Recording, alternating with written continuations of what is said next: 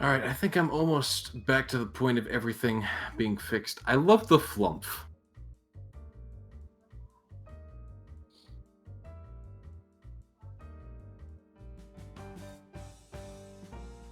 I like how no one's questioning that, too.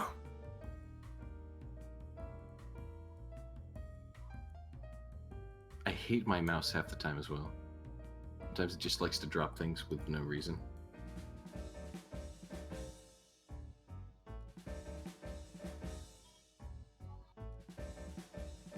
Is that Final Fantasy IV music? Bite your fucking tongue.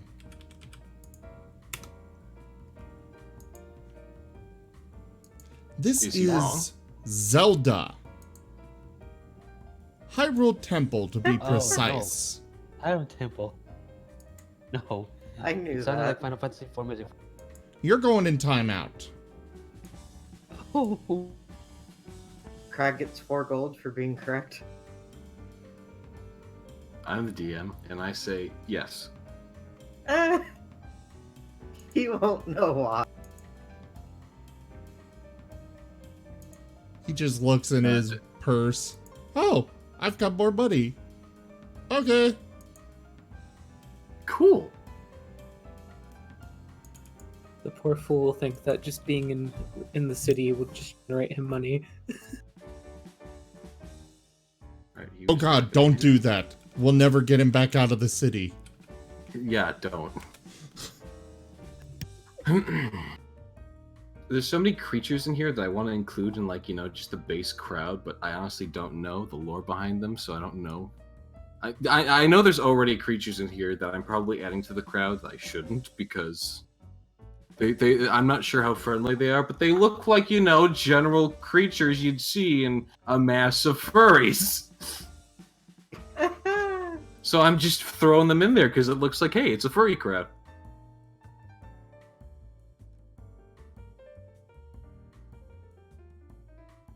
So again, for all intents and purposes of the crowd, it's purely aesthetic.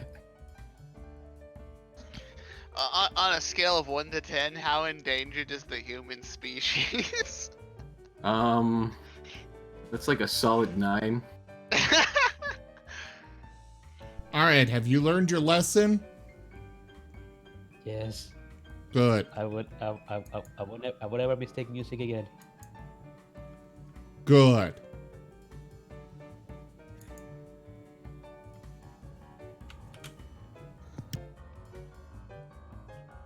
I like Lindsay Sterling's version of some of the Zelda songs. I agree, but she also, as far as I can tell, does not have an open copyright setup. Oh yeah, I was just saying that I just love violins, like. And I could just listen eventually, to, like, we will have our own music cool. from the magnificent Satorel. Sounds fantastic. I think so.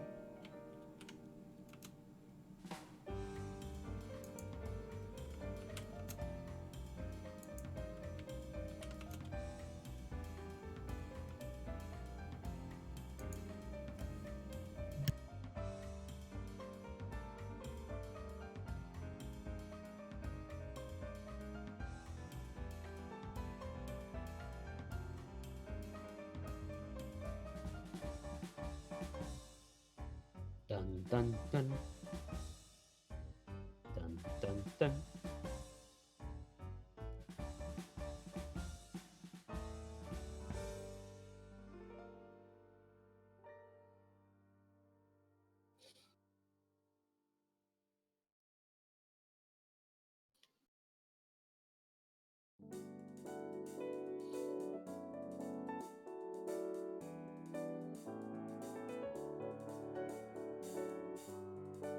Hello?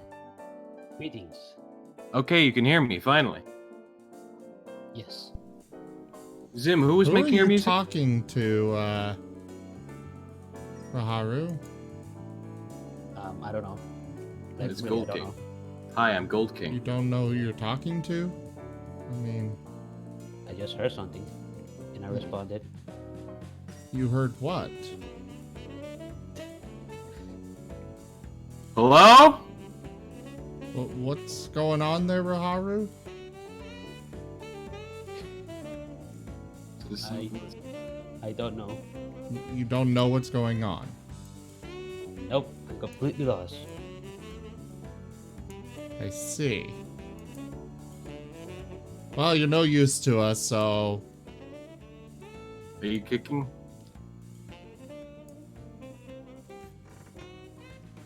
Also, Sacharel is making the music for us. Ah. Cool. Rel, I'm gonna need to work with you on that. I mean, it's for all of the campaigns as well as the starting music of all my streams and stuff, so... Zim, I don't think you understand my dedication to the role of Bard. There shouldn't be any singing in them. Did I say that needed singing? Okay. I wish to create music. It's going to be beautiful. It's going to make the people dance, enjoy, with laughter. Well, you can start off by sending Rel, how much was it? Like $150. Yeah. I can start $150. concepting using my guitar though. Like I can record some like trumpet lines and guitar lines just in Audacity to start Is that writing. $150 for some software to do music editing and stuff like that? It's for my Hardware. audio interface. I already have the software. Okay. I have like an actual studio grade mic still that I was just keeping stored here at my mom's place. and Nice. I need that to record some like trumpet parts. And What's stuff. wrong with the mic I sent you? If I play trumpet into this, it will sound like diarrhea. Yeah, Oh, this mic what? isn't made for trumpets. It's made for voices. Fair enough. Trumpets are a very different breed. Different mics are more adept at different things. Like this mic is great for talking over like a stream or singing into, but some mics are better for guitars or extremely loud and obnoxious instruments. I want Like the to buy. trumpet. I want to buy an automaton sometime. Yeah, this mic is really good for like voiceover work, but I don't think it could handle my live instrument.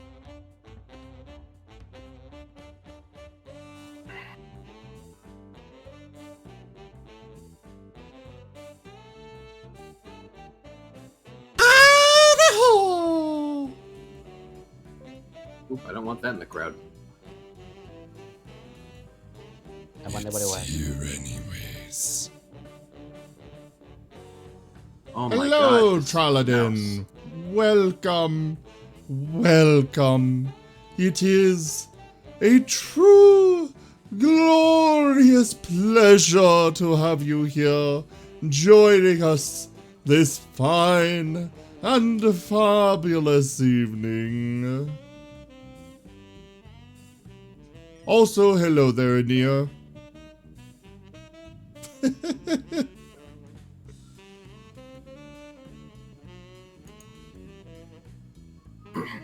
You have a pretty cool voice, you know that, Sim? A what? You have a pretty cool voice. I'm putting you back in timeout. But why? He doesn't have a cool voice. That's clearly. Oh, No being nice to Zim in stream. We can only pick on him. Streamers. The Tome proper of streamer Magical treatment. Mystery. Picking on him is better for views. It is. When interacting with Zim, you have to ask yourself, what would Risforn do? We can't Risford cast is any not friendly an now. asshole. I mean, He's just He confused is. like Crag. To be fair, I think Zaire is the one who like actively tries to be an asshole out of everyone in the party. and Zara's a cool person. Hello, everyone, and welcome. I am the most fine and glorious Rosin, and this is the mediocre Tales of Miraleth, Dungeons Objection. and Dragons. I will now turn the stream over to the fine, but rather plain, Gold King. Man, the first time you've passed it over to me immediately, and I am most offended of all.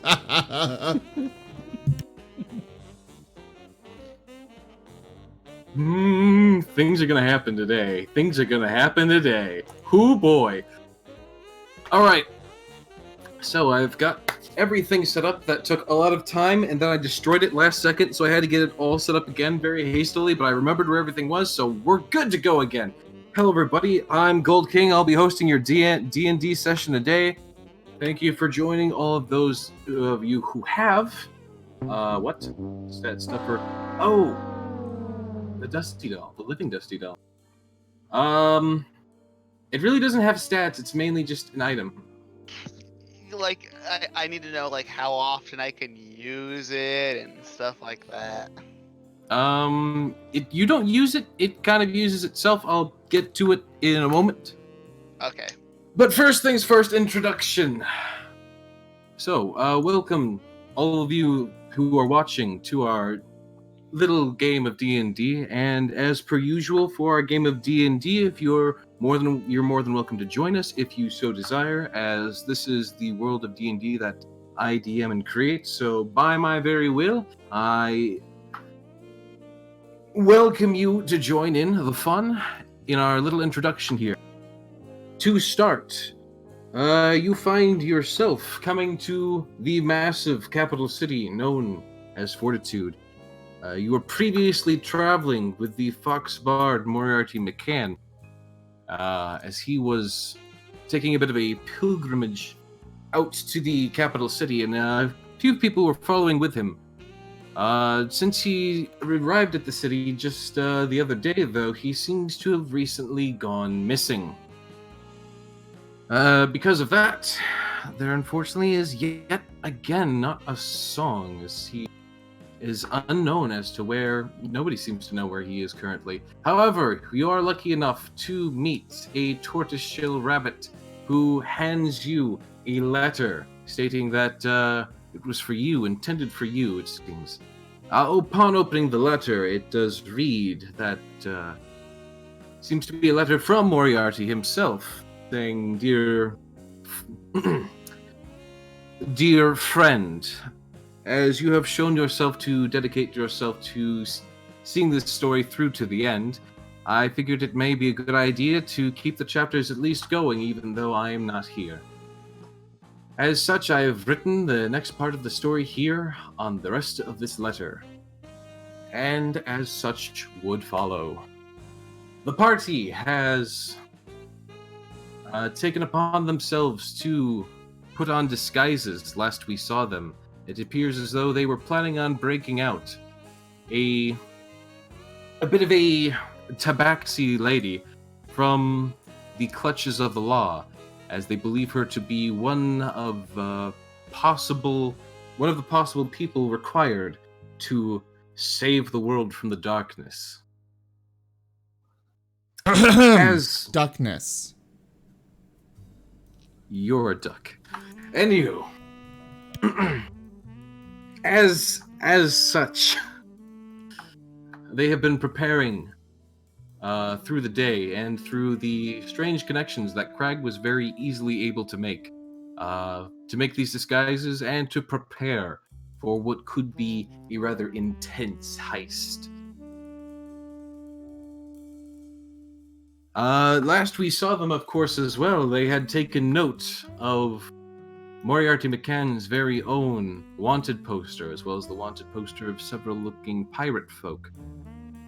Likewise, on top of that, individual by the name of Midnight, who the only distinguishing feature of the individual seemed to be that they knew he was a fox.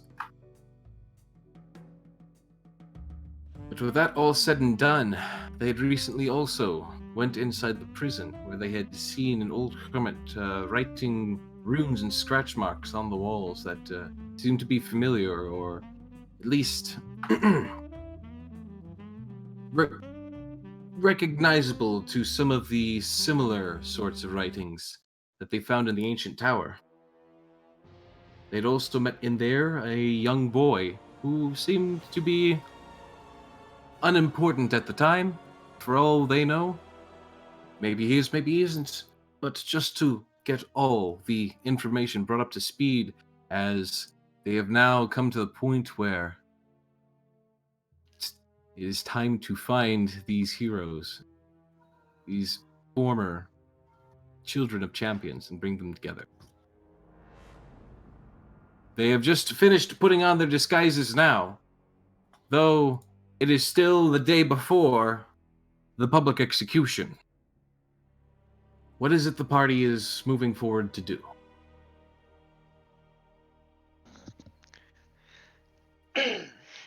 Should we maybe try to deliver a message to her in the prison, and maybe talk to the one other person we didn't see? That sounds the most reasonable, yes.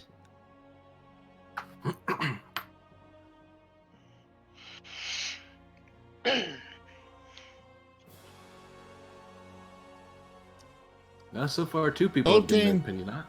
Real quick. Yes? I need you to Yeah. go try opening the link that I just posted in the DM's Guild. Certainly. Let me go take a look real quick. As soon as he opens that link, it's going to explode his computer. Well, I mean, it is the Tome of Magical Mystery. It is the Tome of Magical Mystery, I was going to say. Yeah, no, I can read it, I can see it. It looks very well done. It's very nice. There's scrolls, there's various items. Some of these items are really interesting. I picked that up. I figured I would share with you guys so you can decide whether we share it with the rest. I definitely believe that I haven't even read some of these items, but the more magic, the better. I've already the first been one is taking... literally called Stud Leather. Those who even catch a glimpse of this armor cannot shake thoughts of its beauty for hours afterward. It is not only ornately designed with truly awe-inspiring golden and silver roses, but it also exudes an intoxicating aroma. When attuned, the wearer may choose to radiate an intoxicating aroma once per long rest that causes anyone within close range to become more socially pliable. More socially pliable. Yes. It makes them attracted to you. When activated, the user gains advantage on all social-based rolls for 5 minutes. Ah. The wearer may also cast the following spells once per each long rest: Charm Person and Calm Emotions. And all of these magical items have a very nice art with them. Yes, it's... I'll go ahead and post it in Organized Play. Absolutely beautiful. And these are just the tier 1 items. There are multiple tiers of these items. Like, actually, I don't even post this elsewhere. Yes, probably. D&D books. Anywho, back to the party and the little bit of stuff going on at hand. So far, let's Graham wants to go back to the prison to try and slip Delphine a note. I believe Zyre, you on board with that? Yeah. That sounds like the best plan to me. All right. I Dragon Race. suppose we will attempt to free them from the clutches of evil. That is what we're doing, right? No, you're escaping them from the clutches of the law. Works for me too. Graham doesn't recognize the authority of the law. What is the law? All right. I had to make sure that I actually was chaotic neutral alignment. Best alignment.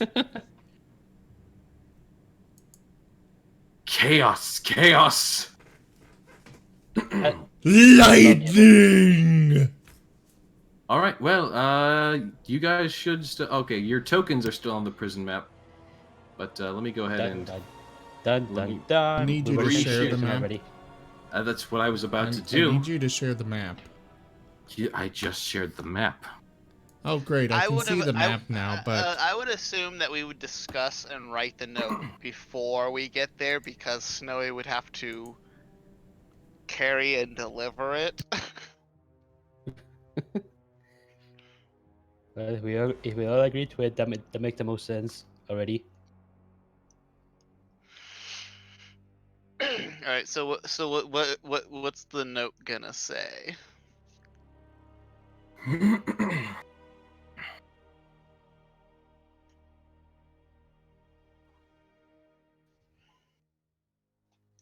Be prepared. Be prepared. That sounds more like a threat. I like how we both had the exact same idea there. Well, I mean, she's already on death row. It can be more of a threat than that. Who left? Who is leaving and returning? I'm thinking we should probably make it more like a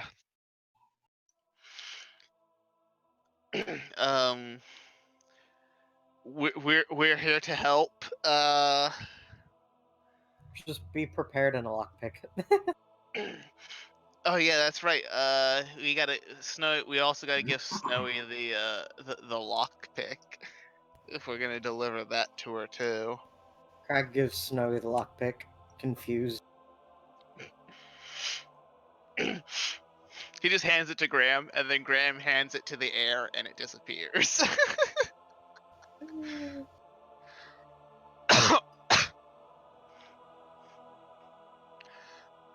And he does the same thing with the note. All right, Snowy now has both the note and lockpick. His nose twitches.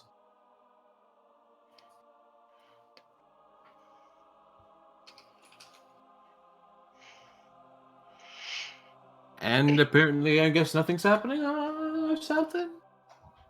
Oh, I guess with that, then I guess we'd head back to the prison, and I guess we'll go back acting like we're going to go see the going to see the kid and also talk to the kid. But Okay. We're off to see the kid, the wonderful kid of Oz. Because.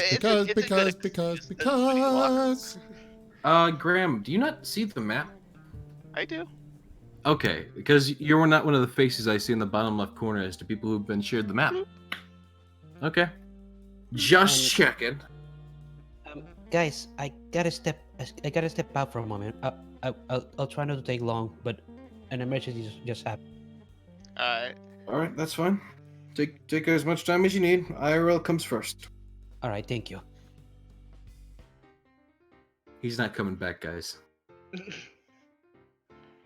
I vote that we turn him into a nice big a female bear. Why? I mean, Kai needs some companionship. Is Kai not a I female? is female. Oh, Okay, then he becomes a male bear. I'm sorry, are you assuming Kai's orientation? Yes. Fair Who enough. knows what guy is?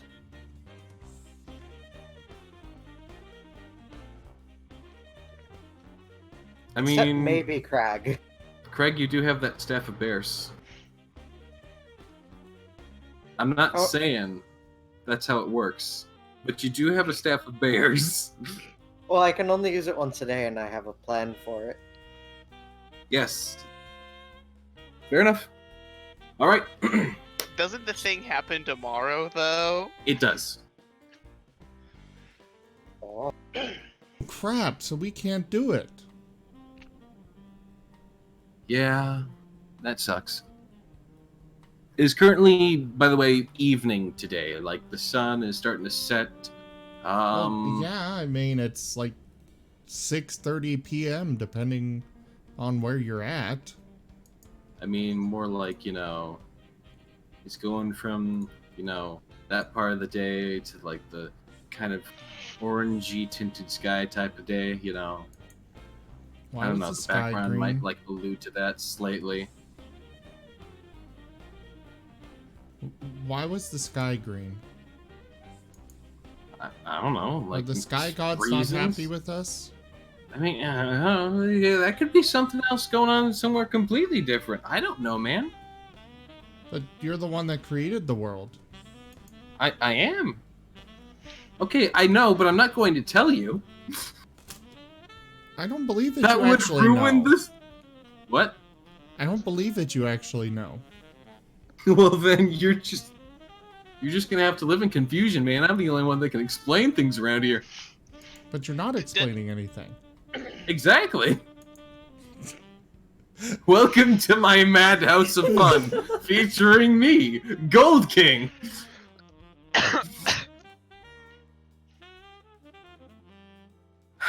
Anywho, you sending Snowy in, or what's going on here? We're all going in, so they let us inside of the prisoned off area. Behind all the gates, and have Snowy slip the things to Delphine. Okay, gotcha. So you walk in, and you got the two guards standing there, standing straight up in either side of the path, like, "Hello, how you doing?" Hello. Another round of visitation? Yep. Actually, no, you guys are in disguises, so they don't actually recognize you. Though you do have a bear with you, so they do seem a little confused that there are two gnolls walking around who just happen to have a bear. Did we actually put the disguises on, or did we just get them? Because I could have sworn we only got. Yeah, I don't think we put them on Okay. yet. Okay. I thought you were putting them on, but if you weren't, that's perfectly fine.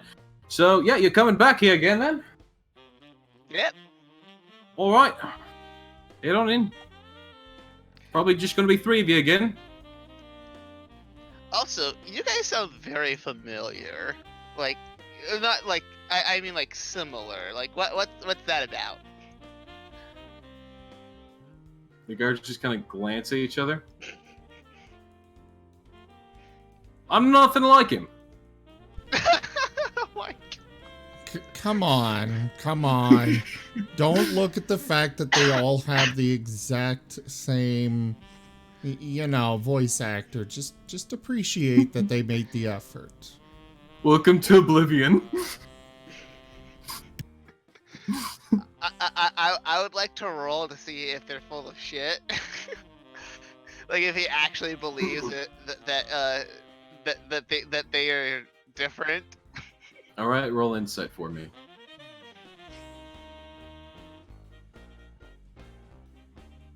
Oh boy. Okay. So from what you can tell, he does believe it. But there's obviously a sneaking suspicion now that you've brought it up, and you feel as though he's starting to question reality. He's never really seemed to actually have thought about it before, But now that he is boy. thinking about it, it is actually fairly concerning to him. Oh my He- god! So they're not real people. Maybe there's twins separated at birth who happen to go into the same career. No, but it's not just him. It's all of the guards at this station. Yeah, all of them. One very happy mother. I think you mean one very, very messed up mother. Little do you guys know that this is going to have critical story importance later. Anywho, Oh, great. We've run into the Nurse Joy of this world. Oh no. Alright, I guess Officer Jenny would be better. anywho, is there are you all heading in? Yep. Right, I think I need to go take a break. He just kind of goes back inside, clearly seeming slightly affected. You know. And then moments later, another guard comes and just kind of like, takes his place. You can't tell the difference. So You know it's not the same guard because he seems way too happy. But So, like, so can we see any of the guards' faces? Do they all like look exactly the same, or? you can't actually. I for the new map, I actually did get some actual proper tokens for the guards. They're I can- clone troopers. They do have a helmet that covers the majority of their face, or snout, I should say. They do seem to be dogs, for what you can tell.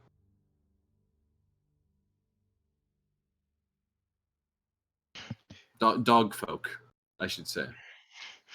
Graham just kind of has a look of pity.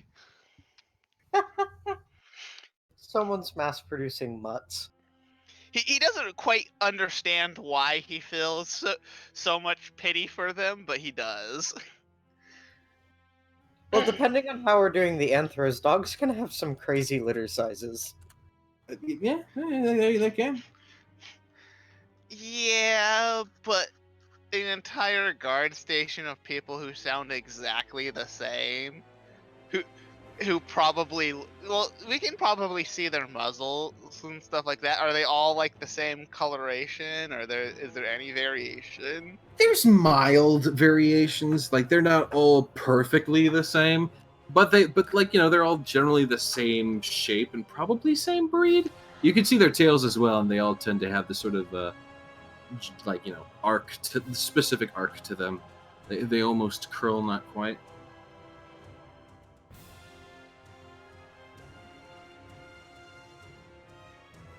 Investigating the guards of Fortitude City. Well, I mean, this is going to greatly affect how Graham deals with any of these guards specifically. Has Graham dealt with the very particular person who just seems to be copy pasted everywhere, but doesn't seem to actually realize that they're copies of himself running around? Like, what's the context of that now? Now I'm curious. Well, it would be something that Graham isn't like fully aware of because of the experiments done on him, but he would see them as some part of him sees them as kind of kin in that respect. All right, gotcha. Anywho, you continuing on? Yes. 3 of you can go inside again. Cityar is, of course, automatically sitting this one out. All right, Graham will definitely be going.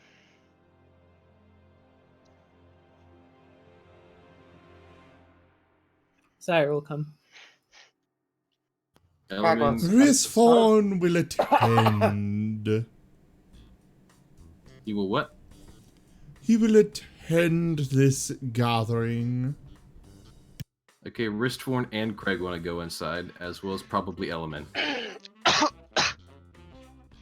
Well, we got to rock, paper, scissors for it, boys. Or roll, I don't know. Well, Graham has the invisible delivery system, so. Yeah, Graham needs to go inside, obviously. Fine, Rusforn will sit it out. Risforn just doesn't want to deal with Graham.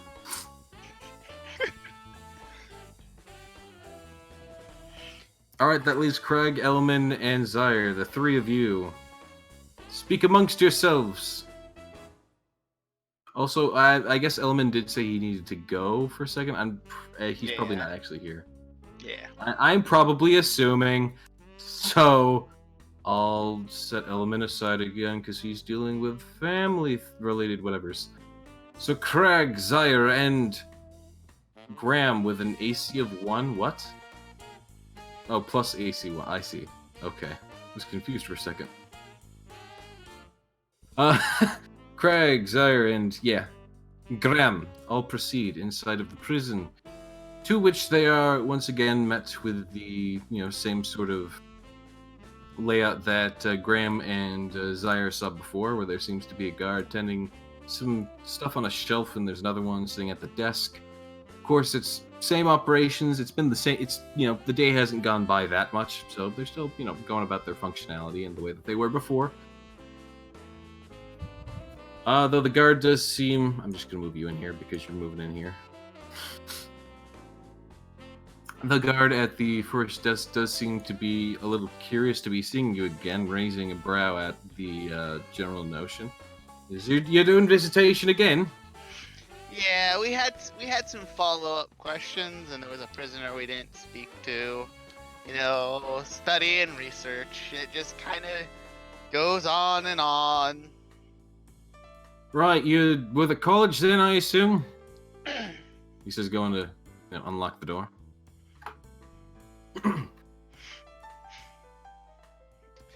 Step through the door. More of just a curious nature and...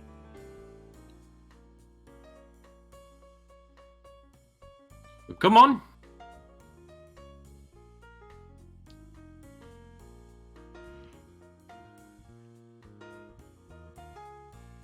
All of these. She's gonna drag Craig along. He's using his token. Okay, it's fine. Anyway, he proceeds down the floors. Is that the sad guard? Guard 29? Yes. Though he's not really sad. He's more just having like an existential crisis. Like, what does it mean? What does it mean? Like, ask the question that's just making him try and figure out what's even going on. Guard 29 solves the whole case by himself. Yeah. It could happen. Anyway. I will say that Graham will potentially be like a completely different person on the way out, depending on if he leaves Snowy with Delphine. Right. Okay, so... Boop-a-da-boop. Right, I need to add you to the map, I'm sorry.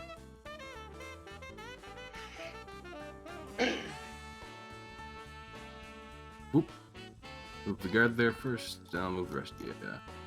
Once I get to the rest of you. Graham, Craig, Zyre, with your powers combined, you make nothing.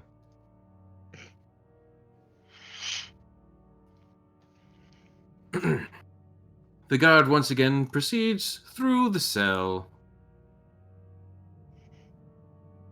and rouses the other guard who is sitting nearby once more. Both of which, you've seen before. Of course, they all look the same, so maybe, probably, I don't know. The guard at the desk gets up, goes to the door to unlock it for the rest of you, and steps aside so that you may, of course, proceed in. Whoop, I clicked on the wrong map. My mouse keeps doing that for some reason. It keeps letting go. So apologies in advance. I would like... What would I roll to see how easily like how easily I could kind of inflict the existential crisis upon these people. I mean, it kind of really depends on what you say. That one's purely roleplay.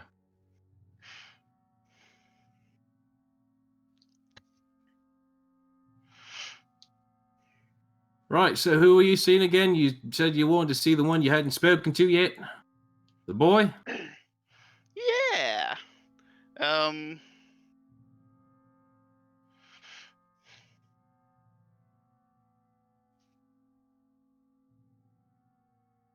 By the way, on just a quick side note, Zyre, Ristforn, are you doing anything up top while you're waiting around with a bear and 2 followers of Bahamut who just seem to be kind of like blankly staring at the wall? Probably worshipping in some sort of strange ritual, you don't know. He's gonna poke them.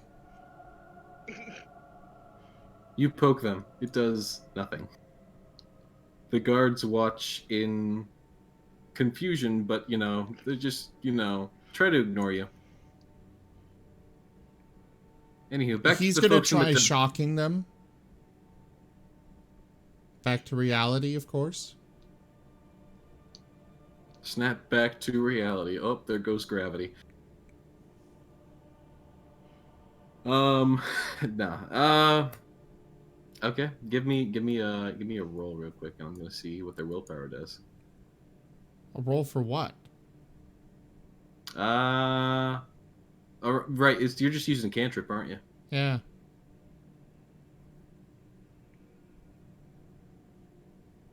All right. You're able to shock Elman, and he will be able to. Why'd you roll my insight?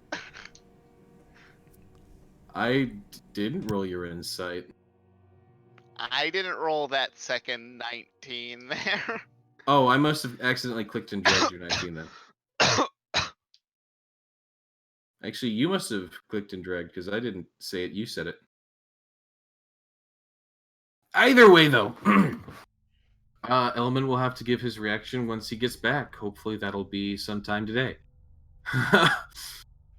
Or it'll be a really, really delayed reaction. He gets shocked 5 minutes later. Ha! I was speaking with God. Come on. So the guard, he proceeds down to the main gate and unlocks it. He steps in. Do the death row inmates go to different cells, or? No, really? It's not like we have different cells here. You do see Delphine kind of just behind him, leaning up against the wall with her arms crossed. All right, Snowy, who is usually always invisible, shall start making his way over to Delphine. All right, and there's barely just enough room between the guard and the wall, but Snowy is a rabbit. He's got enough room to maneuver around. So you come up to the boy, who seems to be a weasel with a bit of a. His hair's kind of scruffy. I'd say like the best way to describe it is anime protagonist. Not spiky like Goku anime protagonist. I'm talking about kind of just more like a bowl cut round hair that kind of like almost gets in the way of his eyes. He's got bangs. Like he doesn't know how to cut his own hair, and he probably does cut his own hair from what you can tell. Hello there. Heard you got into some trouble for stealing food. Oh, hi. Yeah, yeah. I didn't he continues to stutter for a little bit. Do I know you? No, but I was kind of curious. Were you stealing the food for yourself or for others? It's just for me. I don't know anyone else really. So, where'd you learn magic from? Because I heard that you used magic to commit the crimes? Oh well, the library here is free. It's one of the few free things in the city. He was They they have a made library with that can teach you, that has the books necessary to teach magic to for you to self-learn magic. it took a lot of practice, and one of the teachers did help me. But yeah, if you believe hard enough, you can learn anything.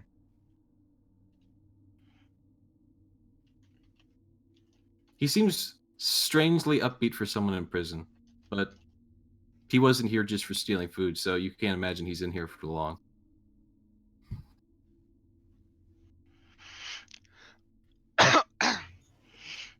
Can Crag use his, like, I guess a perception to see if he seems like an adept thief based on his experience?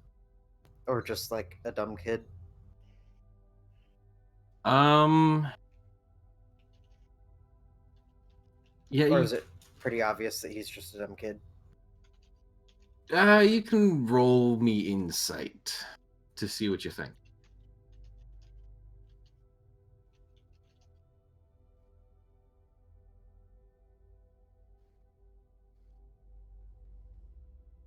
I think you Okay. should rescue him.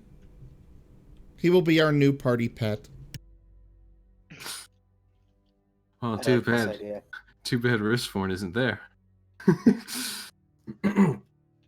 He scratches the back of his head. You get the feeling that like he is a dumb kid, but he's not entirely innocent. Like he's like, it's not like he's a hardcore thief. It's not like he's a bad person. He definitely does seem innocent enough, but like he has the working. He's some of the smaller workings of a thief. It's like you can't quite tell, but like it feels like both. It feels like neither one is wrong when it comes Alright. to the kid.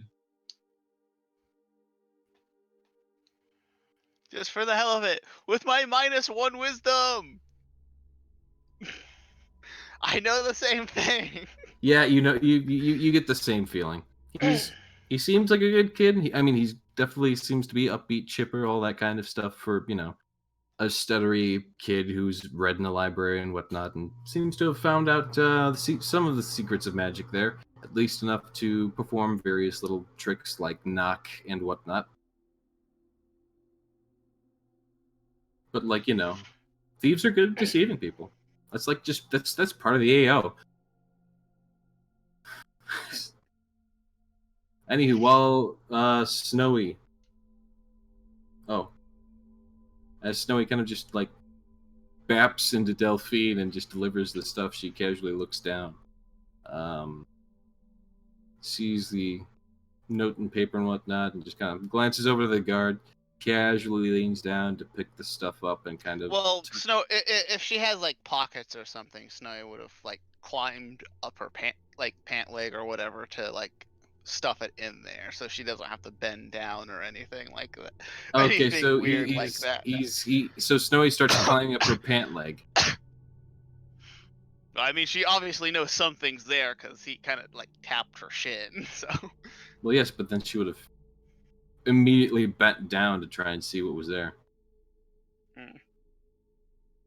So she would have bent down, kind of curiously enough, watching the guard to make sure he's not looking.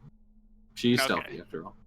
And Snowy would hand her off the note wrap lockpick, and she would immediately pocket it away to read later, as she doesn't want to arouse suspicion with direct line of sight being possible. The other guard would probably be more over here, honestly. Even still, though, he's watching you guys, not really her. So yeah, is any more questions for the boy? So how long do they put you in here for? Oh, it's just for the day. It's food's not really expensive, but they wanted It's it's not the first time, so that they wanted to they wanted to make an Have you tried example. hunting? Hunting. Do you know how expensive hunting things are? In a bow?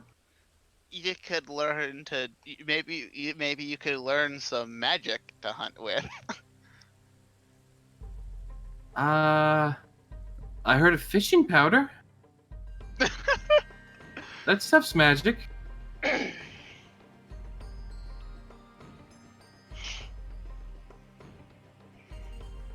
You just need the bones of a fish. I think you need. I wish I had my book. Hold on. He seems to like try and think about it for a minute.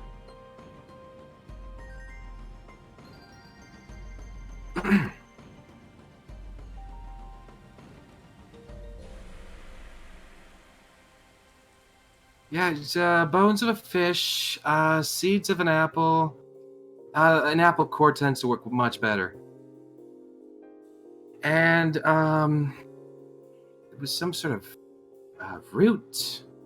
I don't remember the name. It had a weird name. Hmm. Yeah, Greg says you can hunt with dagger. I don't really. Nice, thank you. Dagger is good for hunting. Yeah. I think he just wants to. I think he probably just wants to avoid any unpleasantness that might arise from him being armed. Also, real quick, since Snowy is over there and since Graham can kind of see through Snowy, I can go ahead and reveal the area kind of directly beneath her. If I find, there it is. Whoop.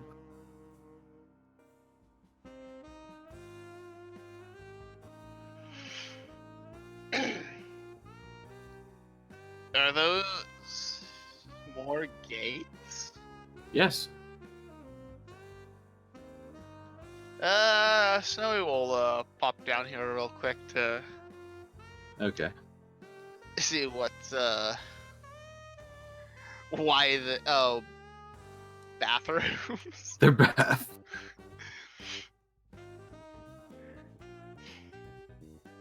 No privacy whatsoever. No.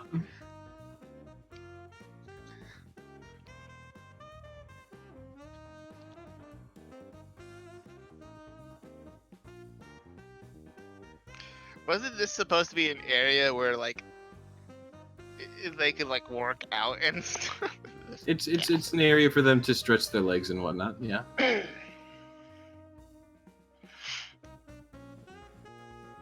Alright, with that,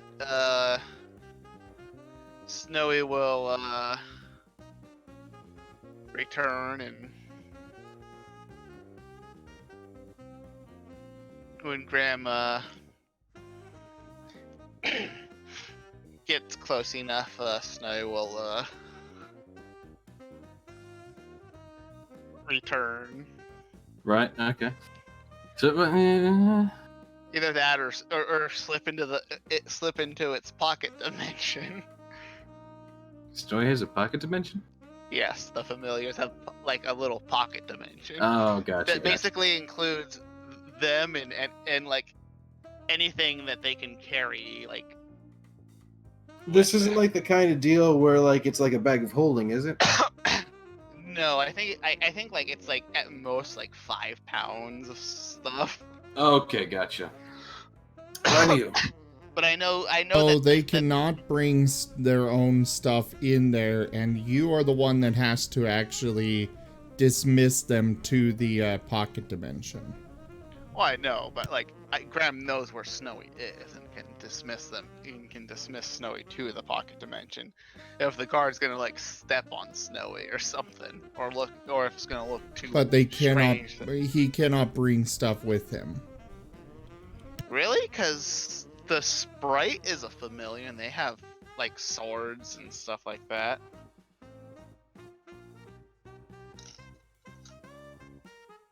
We could look The into spell that. does not say that they can bring stuff with them. So, I don't know about the sword, but Fluffy would not be able to bring stuff with him. All right. Clearly, in the token, the sword is just part of their body. They can't let go of it because it's an extension of their arm. It's a horrible, horrible birth defect. Is it a birth defect if it's a trait of the species? Ah, that's true. Anywho, is there anything else you need, sir, guy, buddy, pal? How old are you? Don't worry about it. You just seem a little confused because, you know, he's older than you.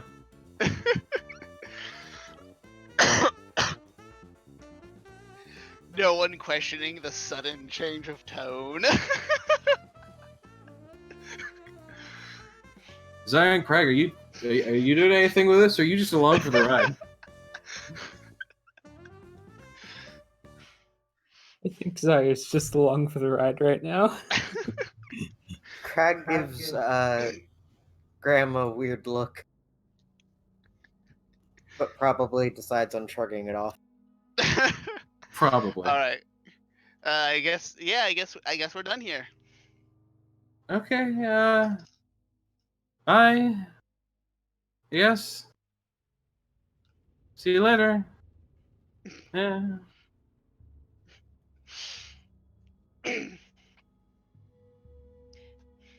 Oh, is that it? Yeah. And the one guard that was on break, someone might want to talk to him. He looks a little down.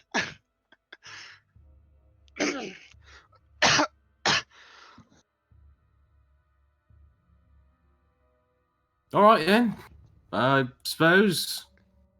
He goes over to the gate and unlocks it. Why this way?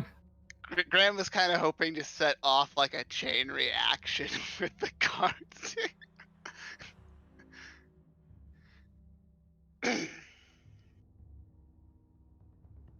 He gets you guys moving, locks the gate behind you, moves you guys up to the front, all again, doing the whole process of getting you guys out of here. This guard closes that gate, that guard, yada, yada, yada. Gets back to his seat, yada, yada, yada. You see all of this go down. And let me move you guys back up to the mainland with Graham, Snowy, Crag, Desire.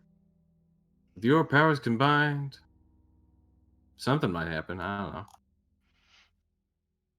By our powers combined, we make one sane person. Probably. I don't know. That's debatable. Because Graham, you It bring might down just this. You be bring the average sanity down a lot. So does Crag.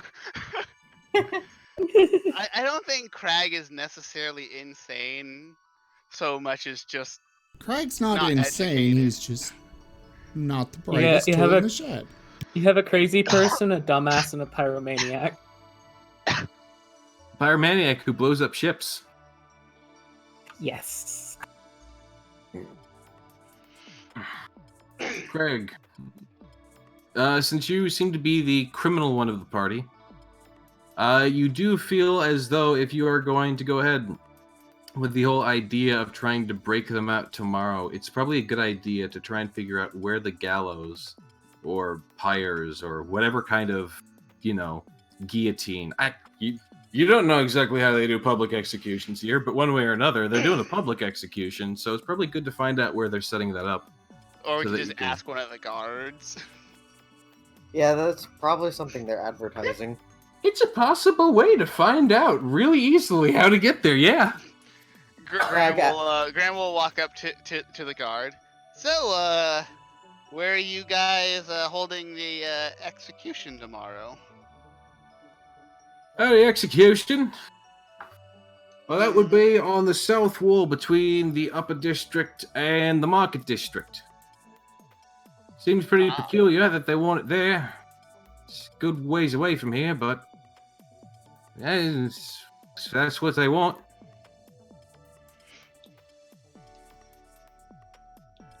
So what time does this execution start? Oh, execution's gonna be happening at the midday tomorrow. Right as the sun hits its peak. I think the king has something about that. Some sort of justice, holy something or whatever. I don't know. He likes to do stuff at noon.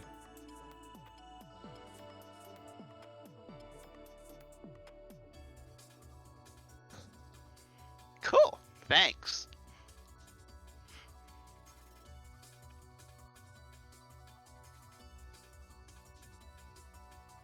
Yeah, probably setting it up tonight, getting the whole stand and everything built up. Probably.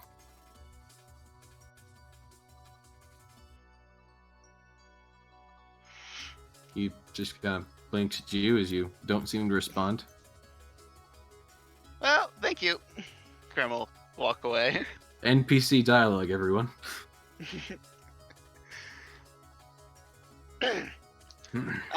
Graham is going to leave Snowy to kind of watch here. Okay. So since Snowy's kind of like outside the doors, he needs to wait for someone to go inside and rotate the shift. So it's going to be a little bit of a wait, but he'll eventually get in. He's just kind of watching to make sure Delphine doesn't like leave or anything. Gotcha. Smart like man. Lockpick her way out of the jail in the middle of the night. Yeah.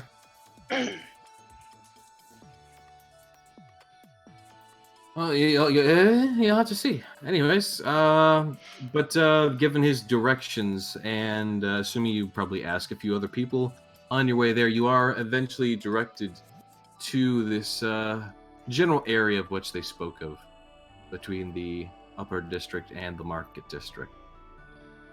As you do get there, the sun does set as it does become, night more. Sky darkens a bit, and you're given a nice clear sky with a starry night and a half-crescent moon that seems to be waning at the moment.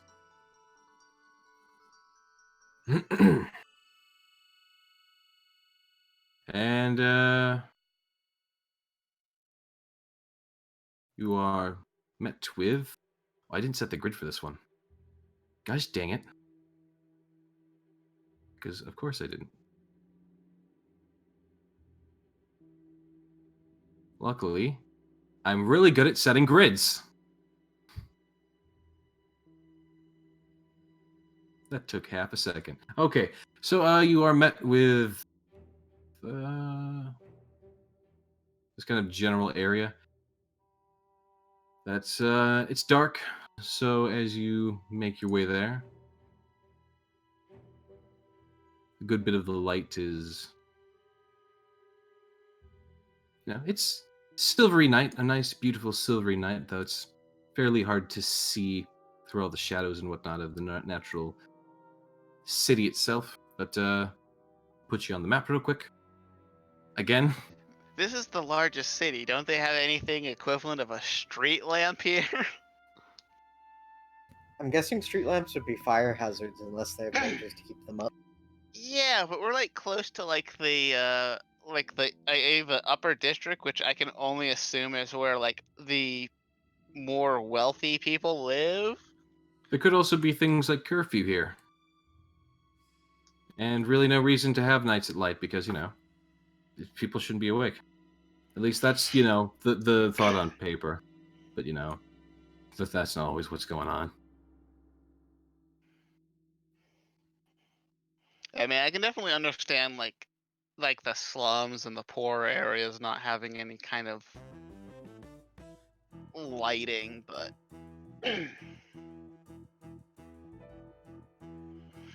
also on the way here, Graham will talk to Crag. You should probably Snowy's not here. You should probably not take Kai with us because she's kind of identifiable. I'm not sure how many. I'm not sure how many bears have permits. Greg nods and says that Kai already knows what to do.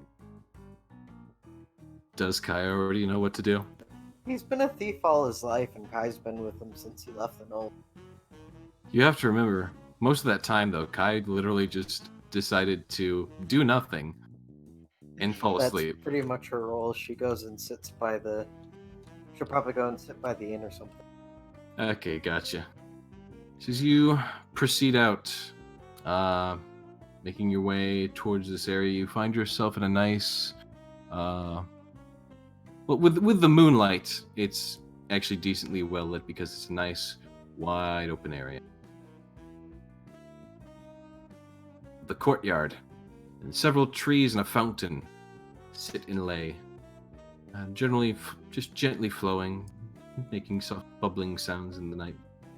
It's a very nice area, honestly. It's a lot more homey here, so to speak. You know, just feels like this is like a nice village almost. It's not too fancy, even though it is a large city. It's humble almost.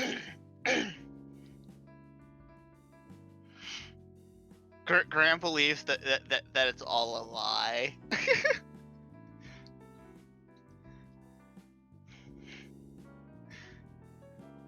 Mostly because, again, he doesn't like nobles, and he's assuming that this is where they probably live. Right.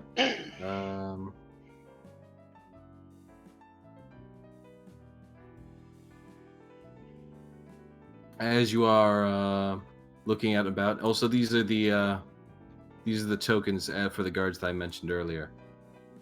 That I actually had proper tokens for them now.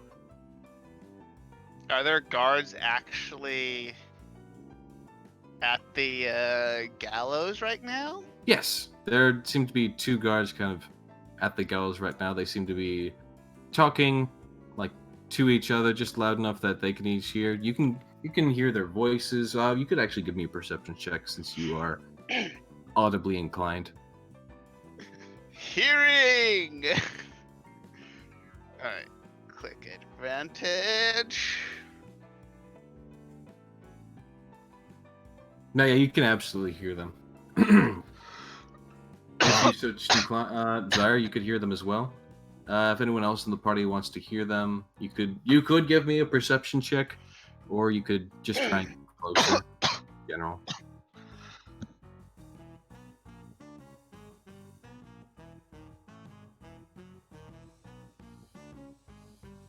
Though, as stated before, the streets do seem pretty abandoned. There could be a curfew here, so being out and about right now might not be the best thing. Well, they can't expect outsiders to know or acknowledge a curfew. Yeah, possibly, but At least we should at least get a warning first. Or if they're that terrible to outsiders, Graham might be a little bit more violently inclined right now.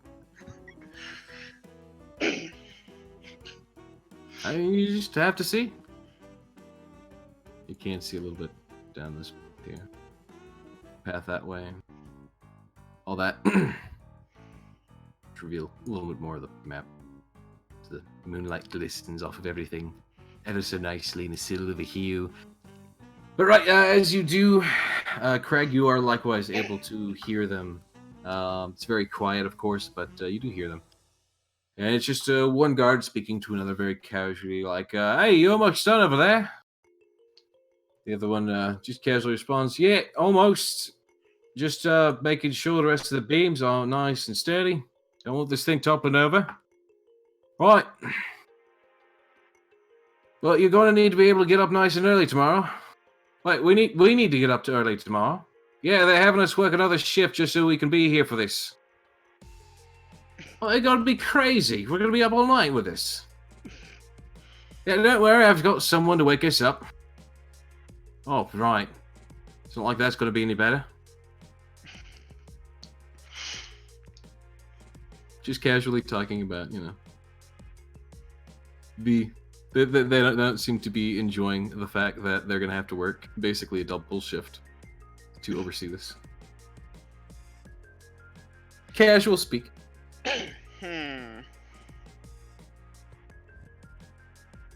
I wonder if we could. No, because we're gonna have to wake up and probably get here early, so we can't stay up too late.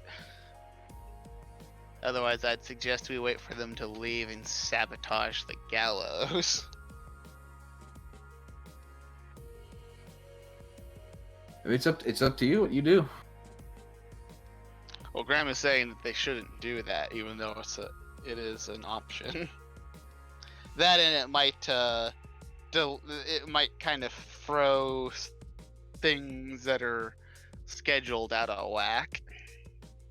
Right, you can see them, just generally moving around the gallows, making sure it's all good and in place. It's of course like I don't want to say it's dim light, I suppose, right now. So they don't seem to, notice you all that well, especially since you're pretty much behind the fountain, which on its own right Do gets you these more or guards less. have any different markings that would kind of distinguish them from the other guards? The other guards did have a more blue uniform. These guys have more of a black uniform, but it is in the same style. So either this is they're just a different district, or they're actually, or they might be some kind of imperial guards or something. Then,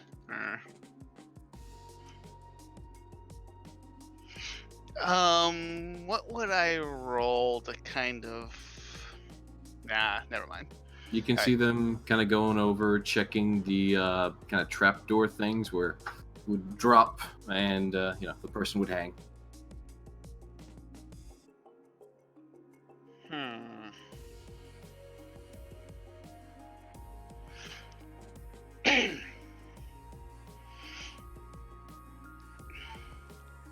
Well, I think we should head back to the inn. Yeah, I don't Although- think there's much to do here very safely. Although, I also because I don't want them to. I don't want them to see us scoping out this place, so we should probably leave now. Risforn's gonna be while they're doing all this, Risforn's looking for this library on magic. Okay, so you split up on the group. Brisforn, you actually recall it because you went there. You were there last time. It was at the university. Oh, okay. He's gonna drag the two T-posing people with him. They kind of just drag along with their heels in the dirt as they maintain the praise the sun gesture. They're not T-posing? Oh, good to know. I mean, it's close enough. They're praising something. You don't know what, but they're praising it. They're praising it hardcore. 420 praise it. Alright. So unless Zyre or Crag wants to do something, I guess they would be heading back to the inn here. Perfect time to slip over to rest form in the library. Yep. Okay. So if Zyre and Craig and everyone's okay, yep, good to go there. Yeah, Ristforn, you head back to the magical library with Sidier and Elimin in tow, and as you find that it is getting to be dark at this time, you do actually find that the campus itself does seem to have lights on. It still seems to actually be active. Probably one of the reasons it still has lights on, because it's still active. And as you would re-enter the library once again that you had already been to before, you do find the I do believe it was a dragonborn that was there who was tending the library. He seems a little bit more awake now that it's kind of getting to be nighttime.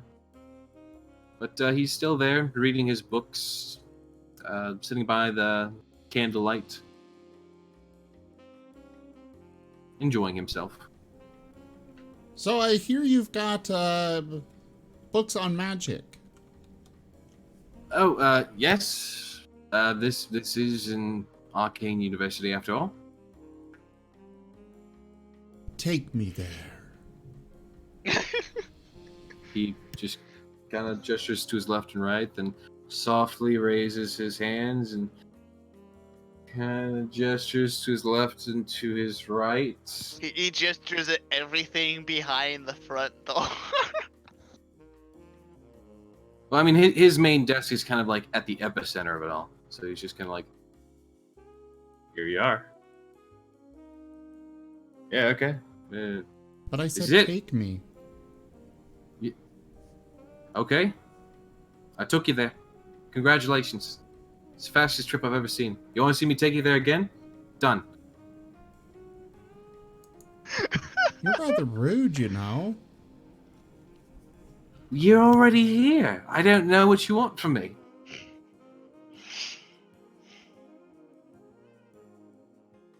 Well, Are okay. you looking for a book? I can look up a book for you. But if you're already in the magic library, my friend. Okay.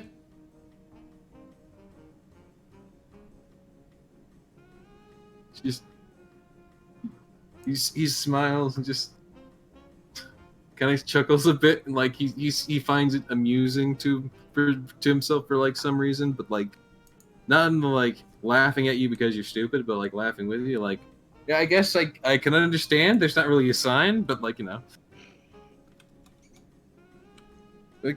I help you though? You like did anything or? I'm looking you just for lightning-based magic in particular. Lightning, right? That he's looking more at what class of magic for lightning? Like lightning can work its way into other magic, but I'm assuming you're talking about the more basic shooting spells, right? Of course. Right, that would be under. He goes over to his little listing of cards. Is that you poking me? No, that's someone else.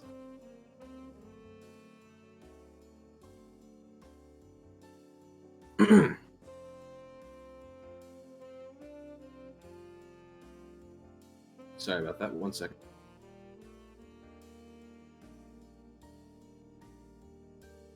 All right, so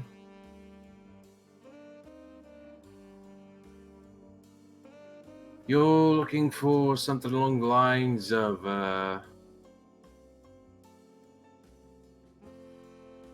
not abjuration, right? No, evocation. There we are. Evocation.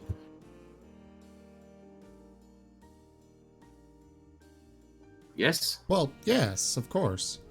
Okay, evocation spells. That would be in section 29C. And he gestures you off to the sort of southeast corner of the library. He will happily make his way over there. Ristvorn, the book hunter. This is I think this is the third time Ristvorn's getting books. As you make your way over there, there's a very large cacophony of books. What do you do with this large array of books at your disposal? I mean, what else does somebody do with books? He begins perusing. Perusing. All right. Well, there are various sections on evocation magic. There's, of course, evocation for beginners, evocation 101, evocation for dummies. You've likewise got a bit of history of evocation, advanced evocation, expert evocation, the components generally required for evocation, advances in evocation over the eras, great masters of evocation, places where evocation may be important, how evocation can help you in your daily life. 101 ways that evocation can probably kill you, so be careful for those ones. Which is just the entire name of the book. So be careful for those ones is part of the title of the book. He's gonna just keep looking. He's gonna look through some of them, looking for ones that have details about potential new spells. Right, from what you can see, as far as potentials for new spells, there is one book called A Study of Evocation by one Professor Rethorpe. This professor seems to be studying various ways in which all magics can be enhanced upon. As is stated in his foreword, this seems to be volume 3, actually, of the series that he seems to be writing. And in this third volume, it goes over a lot of magical theory as to why this can create a spell, but why this can't, and why certain spells need various components, and how these components tie into the spell, etc., etc. It does help give a bit of insight into the whole spell-making process, which does seem to be, at least for some spells, it's a matter of finding something that works and practicing it. For other spells, it can be a very expensive and time-consuming process.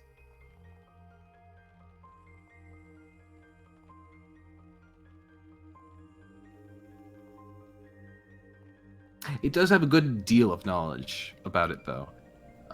Almost implying that the person who did write it may have created some spells before. He's going to take Sidier and position her into a like a podium and start reading. Sidier refuses. Sidier's not there. No, Sidier is there. She's just kind of doing her own praise thing, and while she does seem to be, not all there, she does seem to be wanting to maintain the various pose that she is maintaining, and doesn't seem entirely pleased that you tried to make her a chair for you to read upon. Fine. I will find a couch or something and sit down and begin reading. There are a good deal of wooden chairs and wooden tables for studying, many of which actually have what look like magical candles on them that stay lit. Okay, he's sitting down and reading. All right, you go ahead and you sit down and read. Go ahead and give me a quick intelligence roll to see how much you properly learned from this book, as this will be directly affecting some of the things I know you want to do.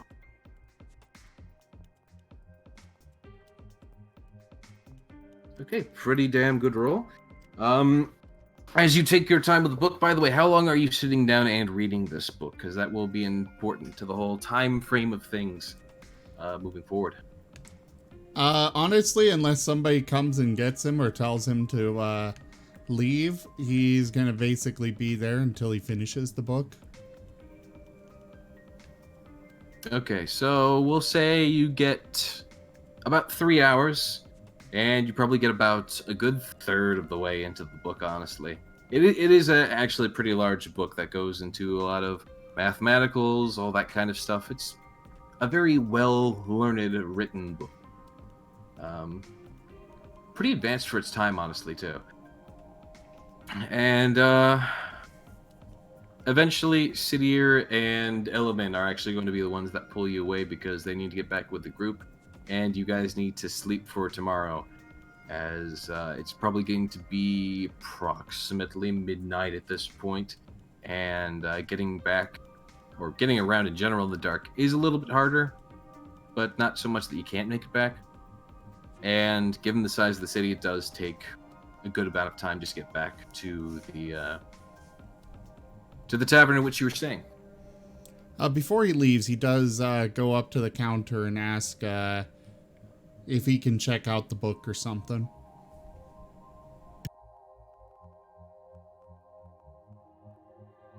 The Dragonborn initially seems to be happy to check out the book for you as he goes ahead and gets some stamps and whatnot out. But then he sees the book in which you're about to check out and then goes, "Oh, that's the only copy of that we have. It's only recently been published. If you could get us another copy, actually, we'd be more than happy to loan it out. But that one's... I'm not allowed to actually loan that one out currently." Can I buy it? Yeah, yes, actually. I suppose I could allow that. That would give us enough money to purchase another edition of it. Though it's a bit expensive. It is 10 gold. It is a recent publishing, and it's Wristform's come by. gonna pull out 11 gold and hand it over. all right. And just kind of walks out with the book. He, Keep the change. He gestures down, counts it out. He was about to say that that you gave him too much, but then he was like, "Oh, thank you. Your donation is much appreciated." As you continue to walk out the door. Okay, I'm satisfied. What's the title of the book? The title of the book is Magic and Magic Theory, Volume 3, Evocations, by Professor Rethorpe. Yeah, I'll go ahead and type it into the blog.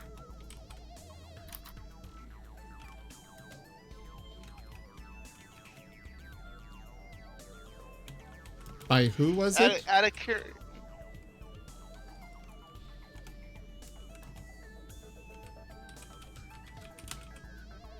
Oh, I messed up his name. His name is Professor Rostford. Rostforn?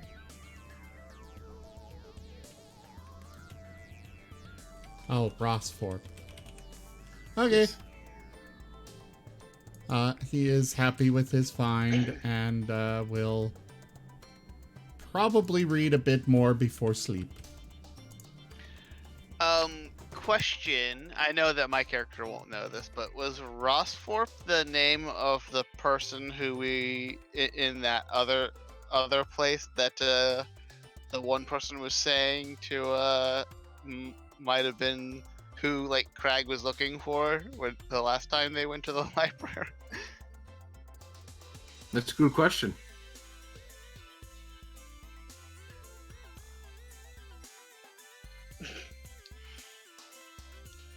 I mean, Wristforn's not really sharing his new prize, so... Well, I know, but I'm just because I know Wristforn was there whenever. Wristforn absolutely was there. If anyone would know, Wristforn might, but if Wristforn doesn't care to remember... Okay, well, is it?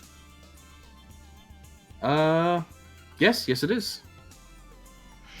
And what was it that Fluffy needed? Or, sorry, Craig?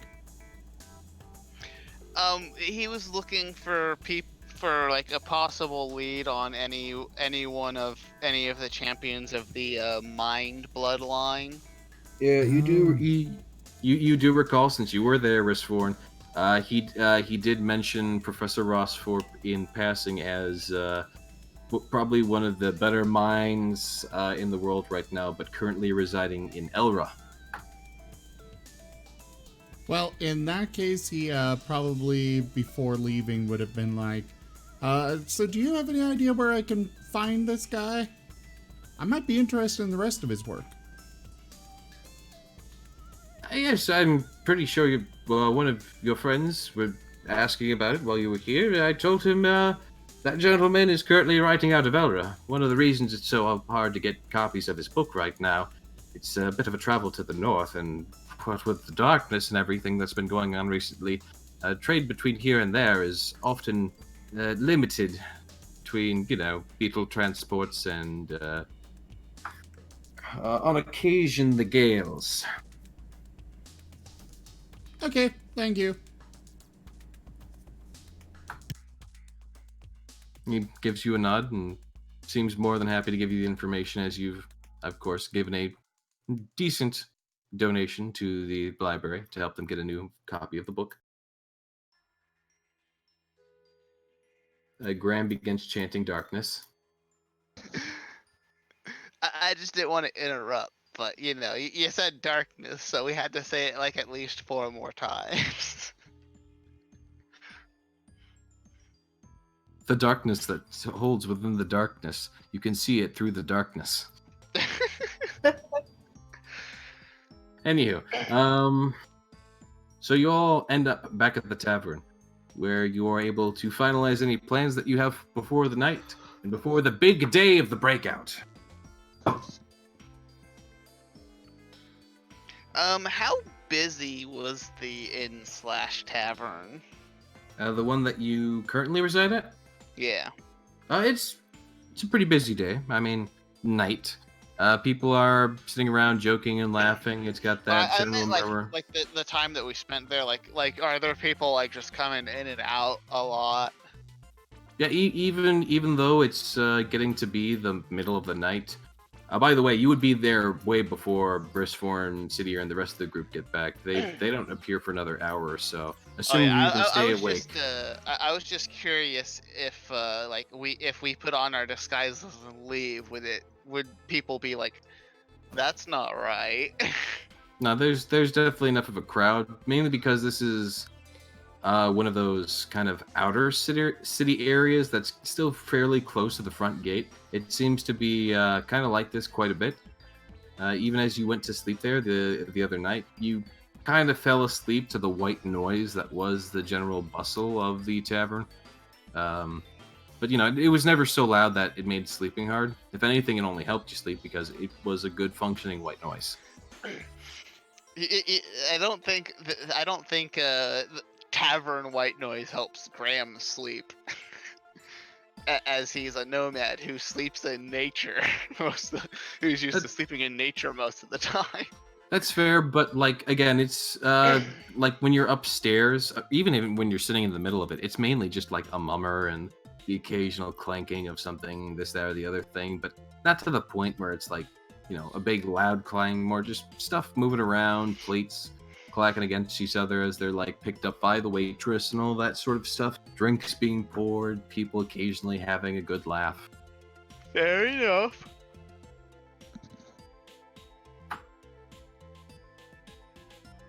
Just all those sounds layered on top of each other, becoming this amalgamation of everything and nothing at the same time. The beauty of white noise. Regardless, though, I assume Graham, Zaire, and Craig go to sleep when they get back, or do they actually stay awake to get Ristforn, Cidier, and Elman back? Craig pretty much just goes to wherever he can and passes out. Okay. You do have rooms still rented out. Desire to go to his room and sleep. Graham, are you staying up waiting for the rest of the party, or are you just hitting your bed? Graham will go to sleep. Okay, gotcha. Elman, while you were away, Ristforn zapped you. What? While you were away, Ristforn zapped you. How much HP did I lose? None. Oh. He just zapped you enough that it hurt, but didn't really actually do anything. What led up to this? What led up to this zapping? You not being responsive.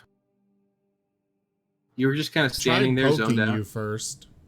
He did try poking you first. Oh, I see.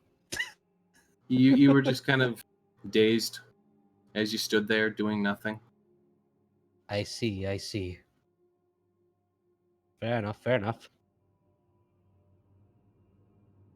The paladin seems out of it today. Yeah. Anyways, you've been zapped, so You can respond to that now. How long has it been since I've been sapped?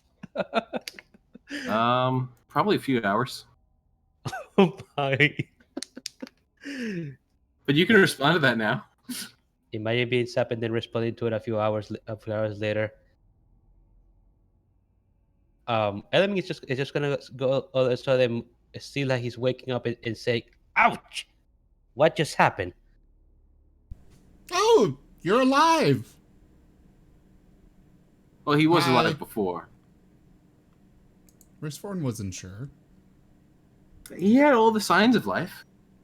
Except Just for, none of the you mental- know, the most important part of reacting when somebody does something.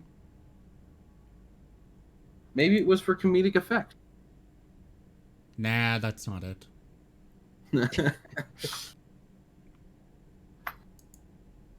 Anyways, he seems to have waken up now and seems to be reacting now to your zapping. And Risforn, of course, would have no idea that's what he's reacting to because, you know, Nah, it was he said ow. hours ago. He seems to have hurt himself somehow. What are you going ow about? I just suddenly felt a shocking sensation in my body. How long have I been asleep? Too long. Dang it, Sim, you missed a perfect opportunity to tell him it's been 10 years. 10,000 years. Do you see my hair? It's grown like an inch. Anyways. But yeah, Element, you think you recall, you're not entirely sure, you were kind of spaced out for all of it, but you're pretty sure you went to a library of magical arcana for Risforn to get a book, and he tried to use Sidier as a chair, but Sidier wasn't having that. Oh yeah, I think I remember. You kind of eventually got tired enough that you kind of like put a hand on his shoulder and tried to pull him away, and he decided to go ahead and buy the book, and now you're on your way back to the tavern.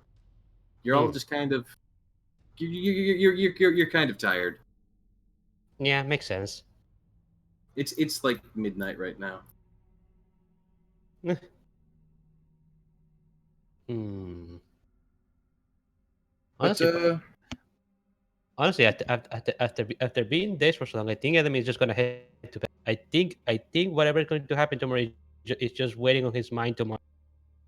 yeah, well, that would be the first thing you would do once you get back to the tavern. Then is you'd get up to the room that you had acquired previously, and sleep rather soundly. Risforn, I assume you would do the same. Eventually, yeah. Eventually, do you stay up reading the book, or do you do anything For with a that bit, eventually? until he basically just passes out. Okay.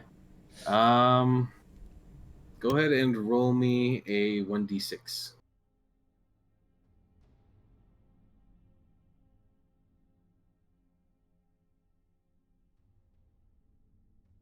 Right, that's the number of hours you're going to be staying up, though you can make me a wisdom save to reduce that. I mean, presuming that we're still doing an 8 hours, that just means that he's gonna be running on a little low sleep, but he'll still get some sleep, so we're good. Alright. So you just barely see the starting signs of a rising morning sun, and you realize that you were up way too late. So you quickly go ahead and get to sleep, figuring there's still probably a good couple hours in there. Everyone, though, you're all able to wake up for morning and for breakfast. Risforn is sleeping in, it seems, for just a bit. He does make a bit more progress, of course, on that book of his now. 2/3 of the way through it.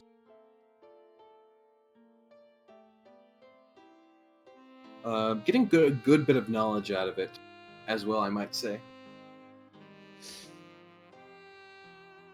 But the rest of you are awake. You're ready to go about the day. It is currently the sun has, risen pretty decently into the sky.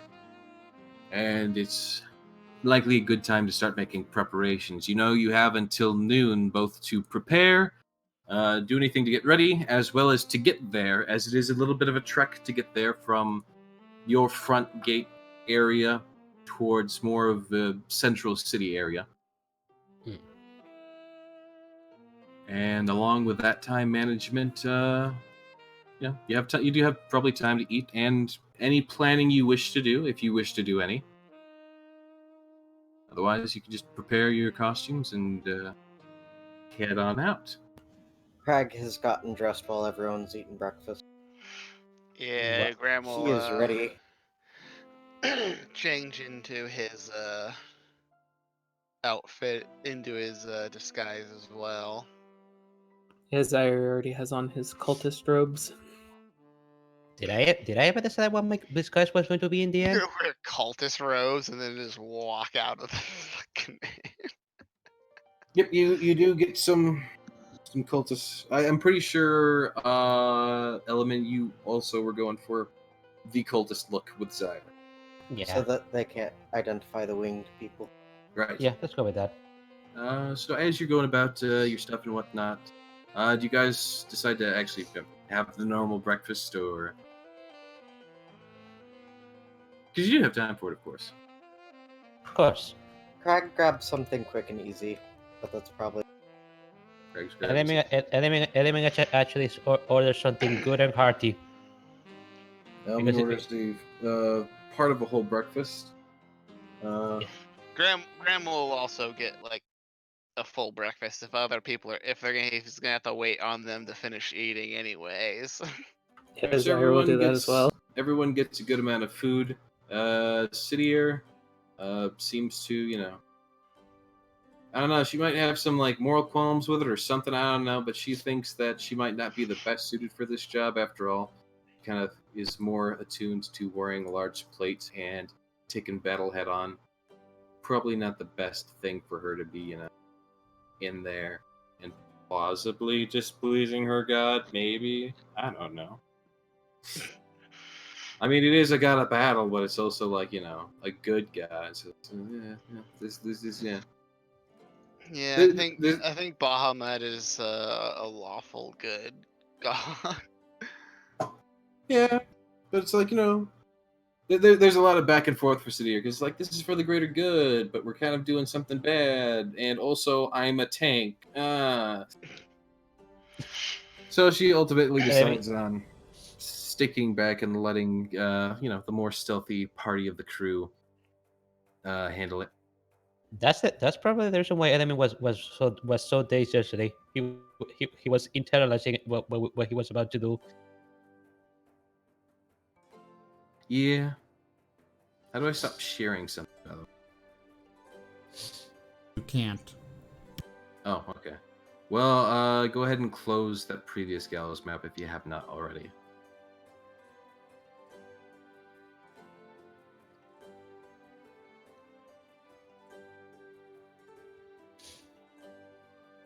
Anyways, as you are going about your meal,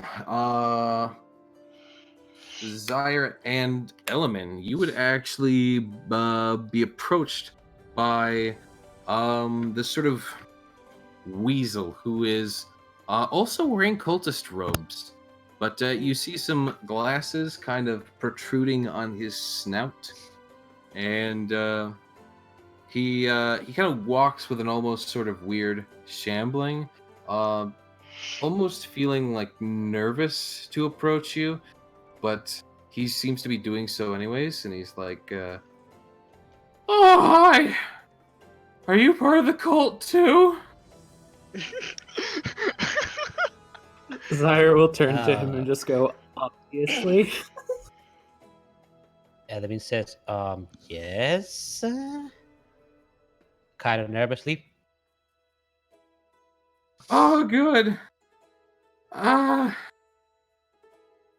I need help recruiting people.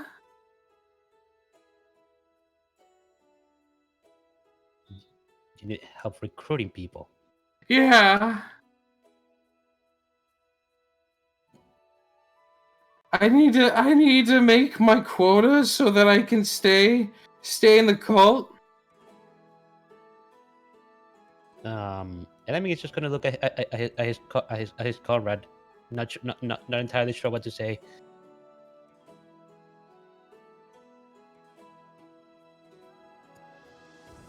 Zyra will just say, "Well, I think there's a good spot by the Gallows. There's going to be a lot of people there. You should go and just see how many people you can recruit. Do some public speaking." Oh, That actually is a public spot speaking in public. I'm Yeah. I'm not sure how I feel about that. Well, this is urgent for you, isn't it? Urgent times require. I mean, yeah. Desperate times call for desperate measures, don't you think? Fair enough. Okay. Thank you, guys. It's a pleasure. It's a I'll pleasure. see you at the next meeting. At the Blue Moon.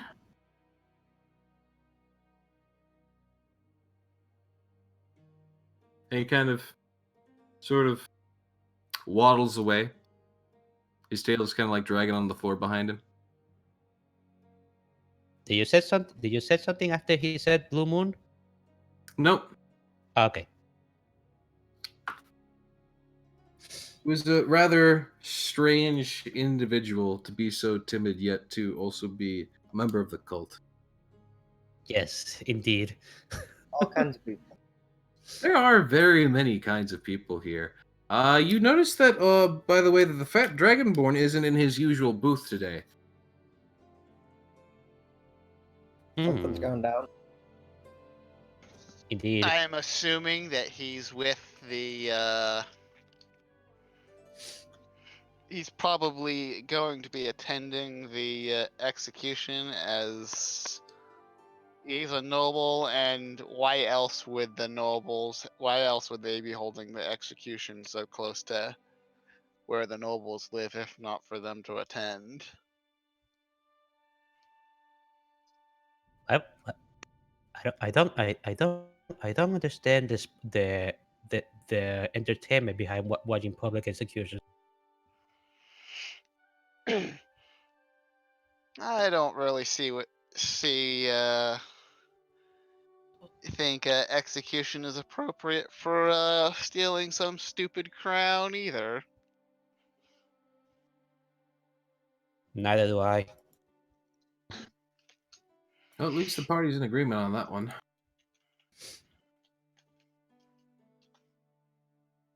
So, as you go about your breakfast, the rest of the morning seems to pass rather, uneventfully.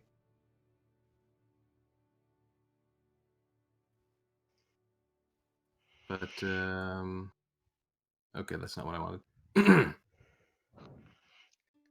If it is at all possible, Graham would like to try to convince the party to go to the Gallows as early as possible before the crowds fill in the place. It is still fairly early in the morning. Ristforn has still not woken up at this time. Where is Rishform? Element asks.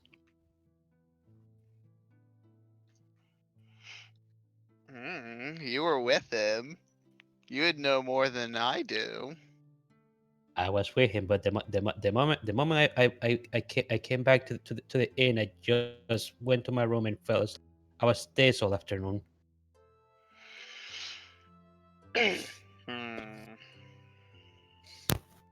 Ristforn was the one awake the longest, so who knows where he could be?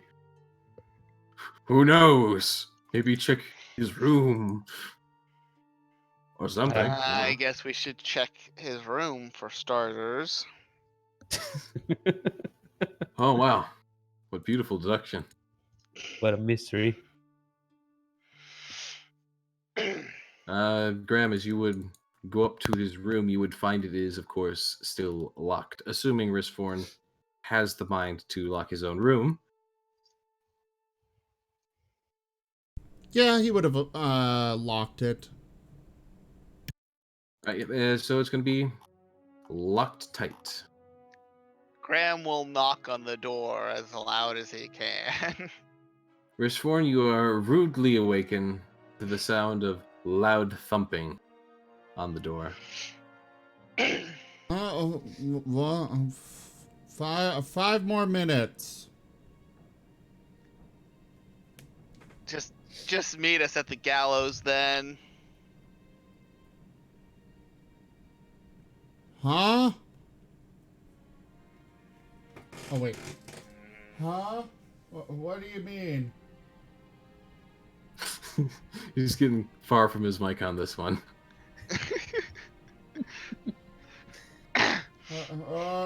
Graham stares angrily at the door, considers setting it on fire, and then doesn't.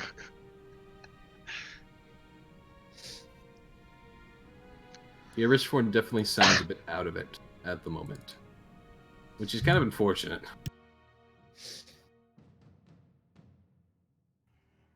Do you do anything else, Graham? Graham, I guess we'll ask Sidier for some paper and slip a note telling him where to go. All right, a note the is door. sort of just whooped under the door, and Risforn is, of course, able to find that when he does properly wake up. Make the note as If brief as he possible. does. We don't want somebody finding it and getting suspicious. If he does indeed. If you want, we can roll for that. Roll endurance to see if you can wake up. No, not really. You'll be able to wake up by then. You have a good enough internal clock to be able to wake up by then. And luckily, Graham didn't actually properly wake you up, so you're able to just kind of flop back to sleep. If he had properly woken you up, that would have been bad. All right, so the rest of the party proceeds through the day as... Yeah, sort of. I'm not going to disagree with you there. There we are. There's the one I want. But yes, the rest of the party does proceed onward to the gallows, and they first see a bit of a... She's a good girl. There's a bit of a crowd gathering there at first. Just gonna real quickly. Not what I want. Not what I want. Oh god. Token stacking. It's a wonderful thing. Alright, there we go. So as you do get there, you are met with the scene of the crowd already preemptively gathering for the day. There's a giant centaur in the crowd. Yeah, there is a centaur in the crowd. Let's see. I need to find some guards for Graham to stand next to and get them to question their existence. They're what? They're what? Questions of what? Because they're all kind of like duplicates, Graham's gonna try to get them to be a little bit out of it. Oh, I see. I see. By destroying their sense of self. There you go. Just get the party back up the same road that you came before. Sidier is there, but she's gonna be like back here, just kind of watching, like like she wants to like make sure that you guys just like don't die, but like she's not going to be participating. She's just gonna be kind of like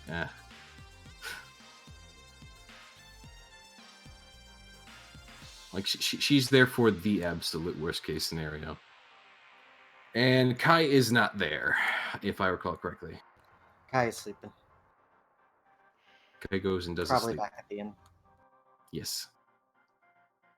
So there is no Kai. But we do have there we go. We do have a full crowd. With Snowy following Delphine, does Graham sense Snowy? I think it's within 100 feet. I can sense Snowy. Yeah. Which is about half the length of this big old place. As you kind of approach the crowd, you see all sorts of shapes and faces and people interacting with each other, murmuring to each other. Craig, you notice the dog.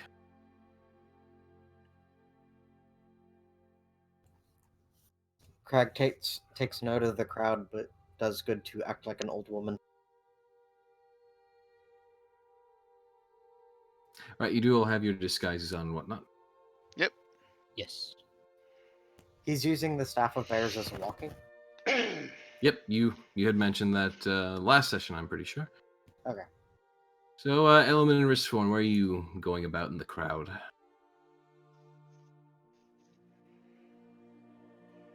I'm probably going with the other person that has called that has called to. Who was it again?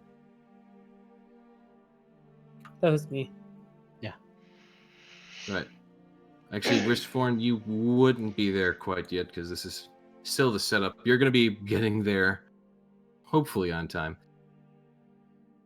But yeah, you see a good number of people going about their days. If you want to interact with any of them, of course you can. It doesn't seem as though the proceedings have started just yet. Seems as though you do notice on the gallows there is a man in some pretty heavy armor who seems to be speaking with a kenku of sorts, or some sort of bird person who is more wearing sort of robes that seem to suggest that he is with some form of church. Likewise, you do see overhanging it all on the balcony, the sort of I'll just try and like right up here. I don't know if you can see that. Yep.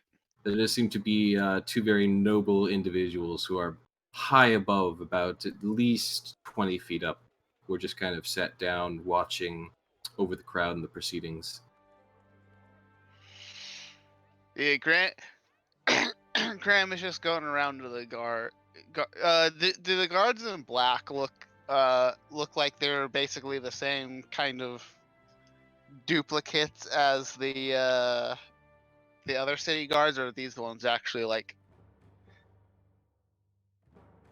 I mean, they do seem to be of the same general species, just like the other ones. They have the same sort of shape about them, but they're not all exactly the same.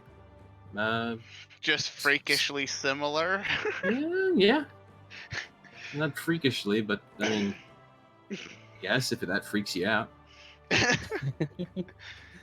guess, man. Like, I don't know. Well, Graham will work his way towards the gallows, and like whenever he passes a guard, he'll be like, "Oh, hey there. Whoop. Did I just hide everything? Yeah. Darn it. Everything is gone. What happened? Whoop. Technical difficulties. Please stand by. There we go. That didn't do anything. There it is.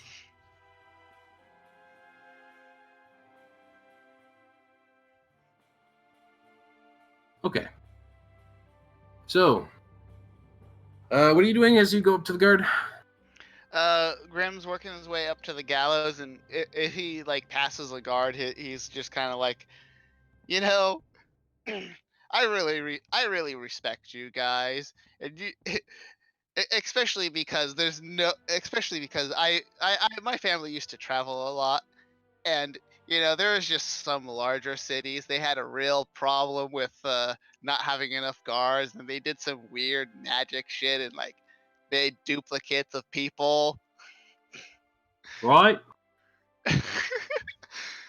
It's a funny story, that is. Yeah, like that. None of them knew. They're all super similar, but they just different enough that they didn't suspect anything. He just nods once and gives you a strange look. Okay. Gra- Can I help you? No, just wanted to share my appreciation for you doing your job, Oh, it's much appreciated, sir. Oh, ma'am. and he'll continue on. And he'll say something similar. Either that or be like, you know what? You sounded really similar to that previous guard. to the other. You sound like almost exactly like all the other guards I talked to. Who are you Why speaking is to now? that? What are you doing? You kind of just moved into the crowd there. There's another guard there. Well, I'm just saying, like, anytime he passes a guard, he's gonna say something along those lines, so I don't have to keep repeating those same two things. Okay, gotcha. Well, the first guard, at the very least, only seems to be uplifted by your message, as you have given him appreciation, and he seems kind of dense.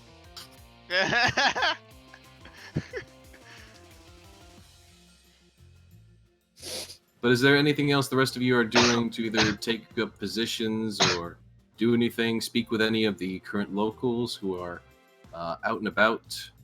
Element actually wants to get closer to the center just to take a good look at it because it's such an anomaly. All right, go ahead and place yourself basically wherever you want. You can shift through the crowd to get to wherever you want. Just keep in mind there's, of course, a giant fountain right there, so don't go, straight through it. All right, you take your place. Element, you take your place under a tree next to a large bull-looking gentleman.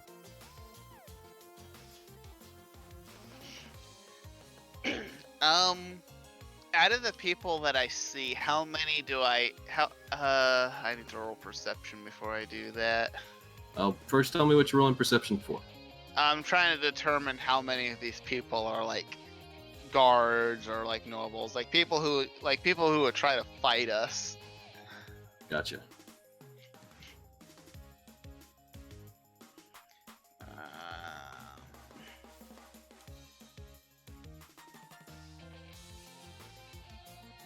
Right, so you do notice, I'll go ahead and light them up in red real quick. Just so you know which ones are which, I'll light them up in red. Ding, ding, ding, ding, and ding, ding, ding, ding, and there should be one more. Yep, ding. Okay, so it's not like the centaur's not gonna like try to like cut off No, my head.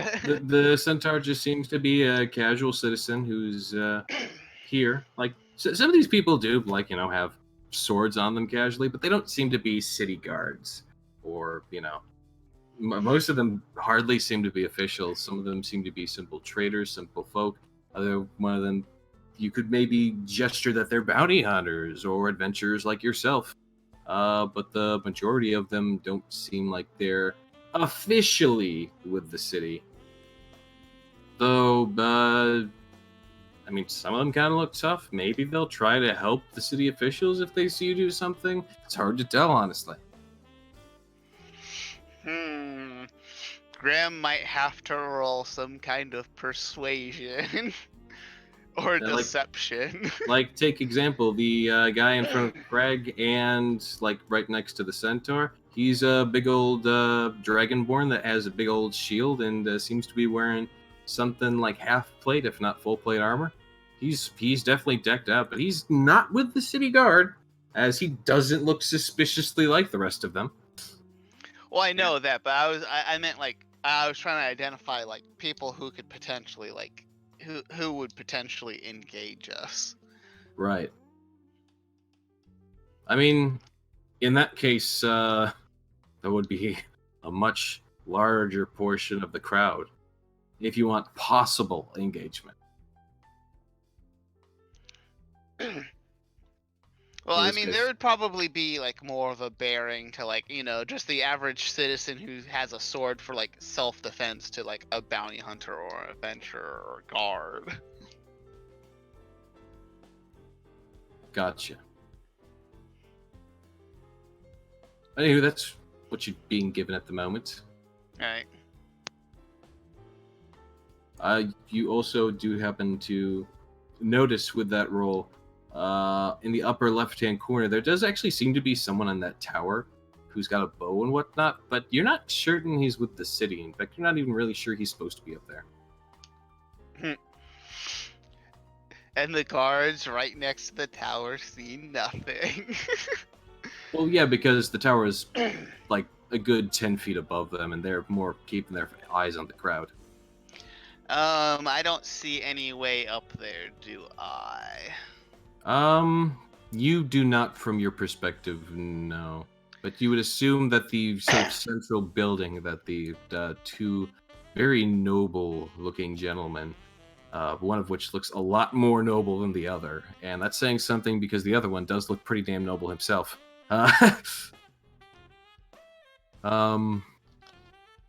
Between the two of them, like the building that's beneath them is probably the way up there. At least I'm guessing the lion is the one that probably looks like he's the king.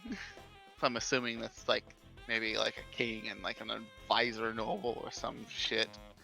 It would make sense, given that this is the execution of the person who stole the king's crown. Okay, who's wearing? So is it the lion wearing the crown, or is it the human? It is the lion, especially if you look at the token, kind of zoom. He does have a bit of a headdress there. Maybe. The tokens mean nothing. I mean, they mean nothing because I did steal them. Yes, I made him bigger. They mean nothing, but at the same time, I'm making them. Why the heck would you do that? Sorry, I thought I did that. I'm sorry. no, that was my bad. Sorry. All right. You can actually make the token bigger. Sorry, what? Nothing. I just got that you can make the tokens. Yep. Just make sure he's the right. Yeah, he's the right side. Okay.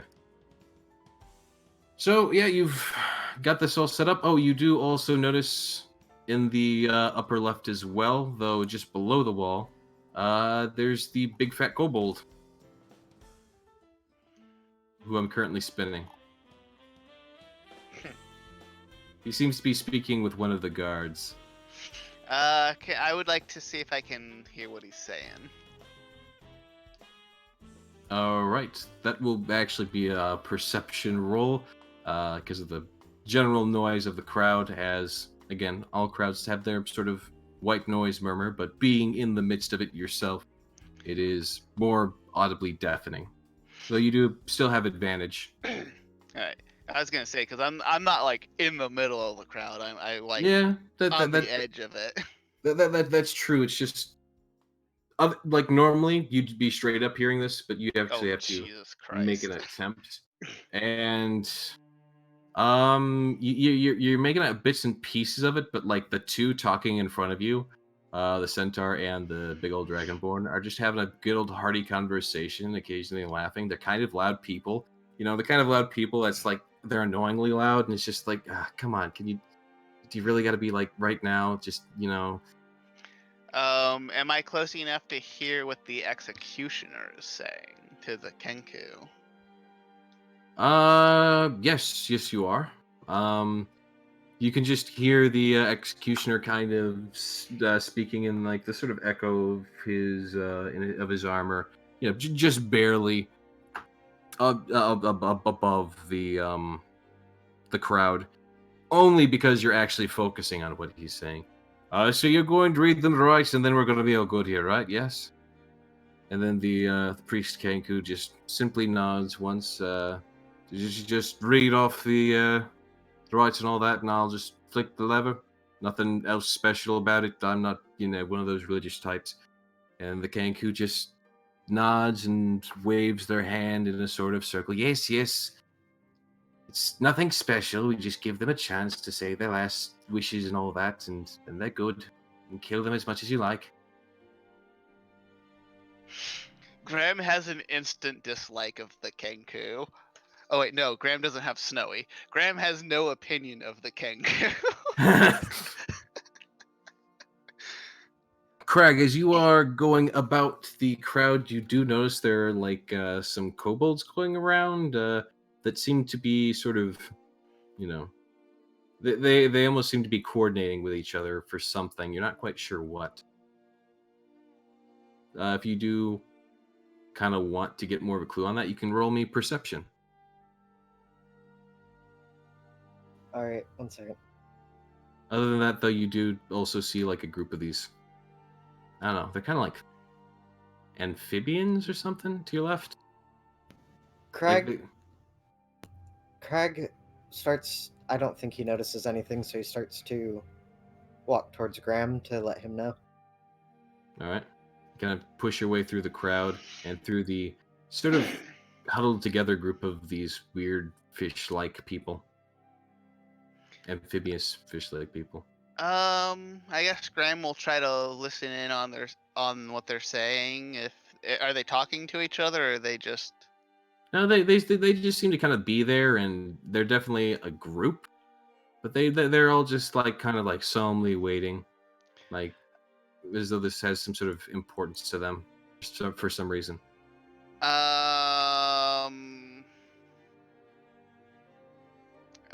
Can I roll insight to see if this is like if they're happy about this or like ain't upset about this? You can go ahead and do so. I know nothing. Yeah, you don't know. They're just kind of watching the gallows, waiting with these kind of weirdly blank eyes, as these weird fish people do have.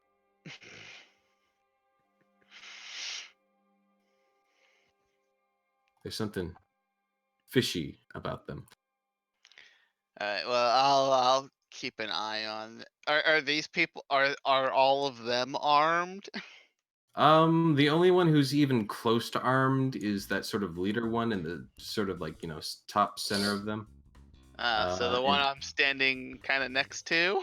You're standing 10 feet away from him, but yeah, he's got a staff.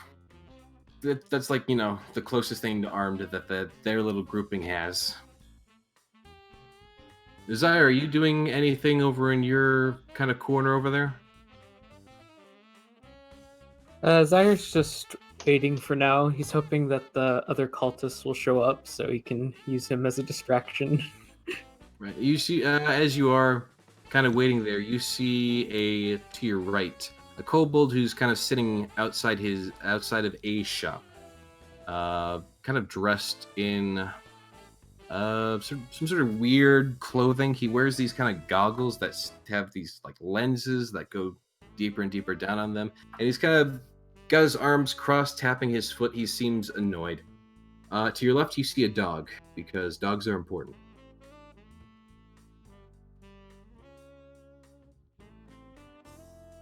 Like a feral dog or like a feral dog. It's a big old mastiff. Right there.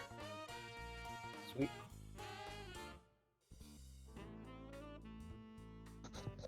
I passed one of those too. Does it actually have like the saddle on them? It's not really a saddle, but it does have some sort of armaments on it.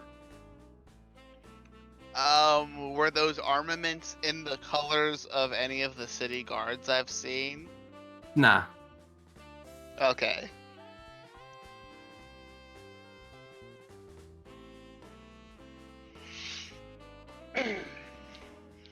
Yeah, if you if you're not really interacting with anything there, then does anyone else do anything else for proceeding? No, Graham just kind of waits for Snowy to arrive with Delphine so he can kind of.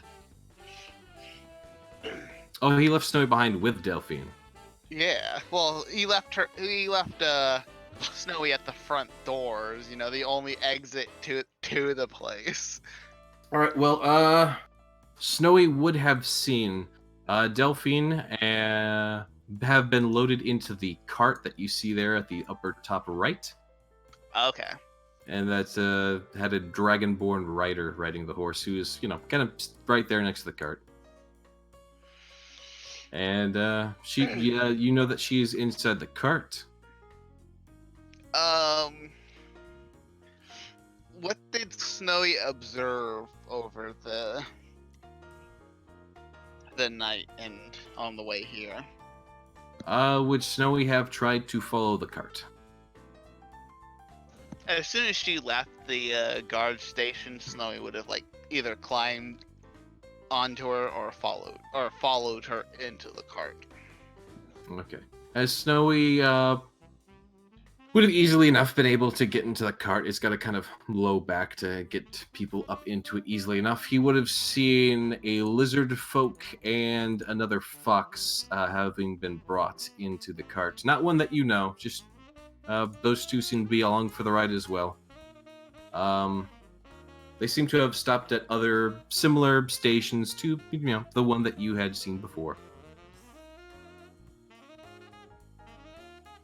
Other than that, it's been fairly uneventful. The cart pulled here sometime in the midst of the night, but early morning as the sun was just starting to rise, and it's kind of been sitting here ever since. Has Delphine used the lockpick yet?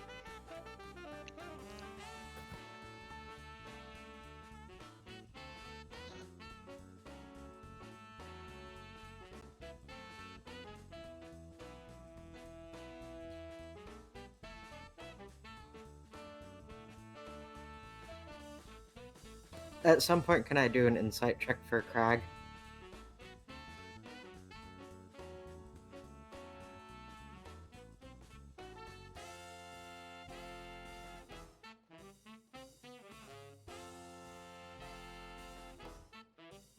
Is my mic coming through? It is.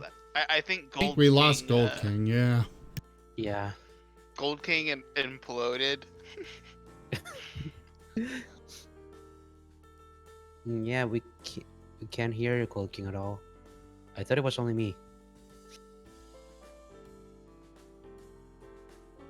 If you can't I'm gonna hear toss the out the insight DM, check you now. should really say something. Just, just saying.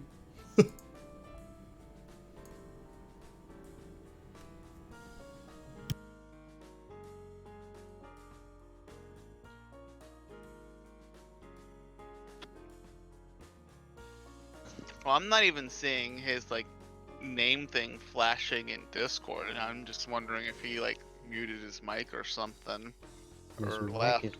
his mic doesn't have the mute symbol, so unless if he's Well, physically I'm muted, guessing that he has lost internet. oh dear. I mean, we don't have that much longer left on our stream anyways.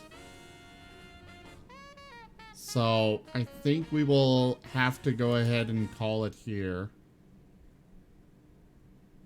Seems so. All right, everyone. Unfortunately, as you can probably, you can hear, it seems that our DM has disappeared on us temporarily. So we're going to go ahead and call the stream here. Thank you all so much for your support, for coming by, hanging out.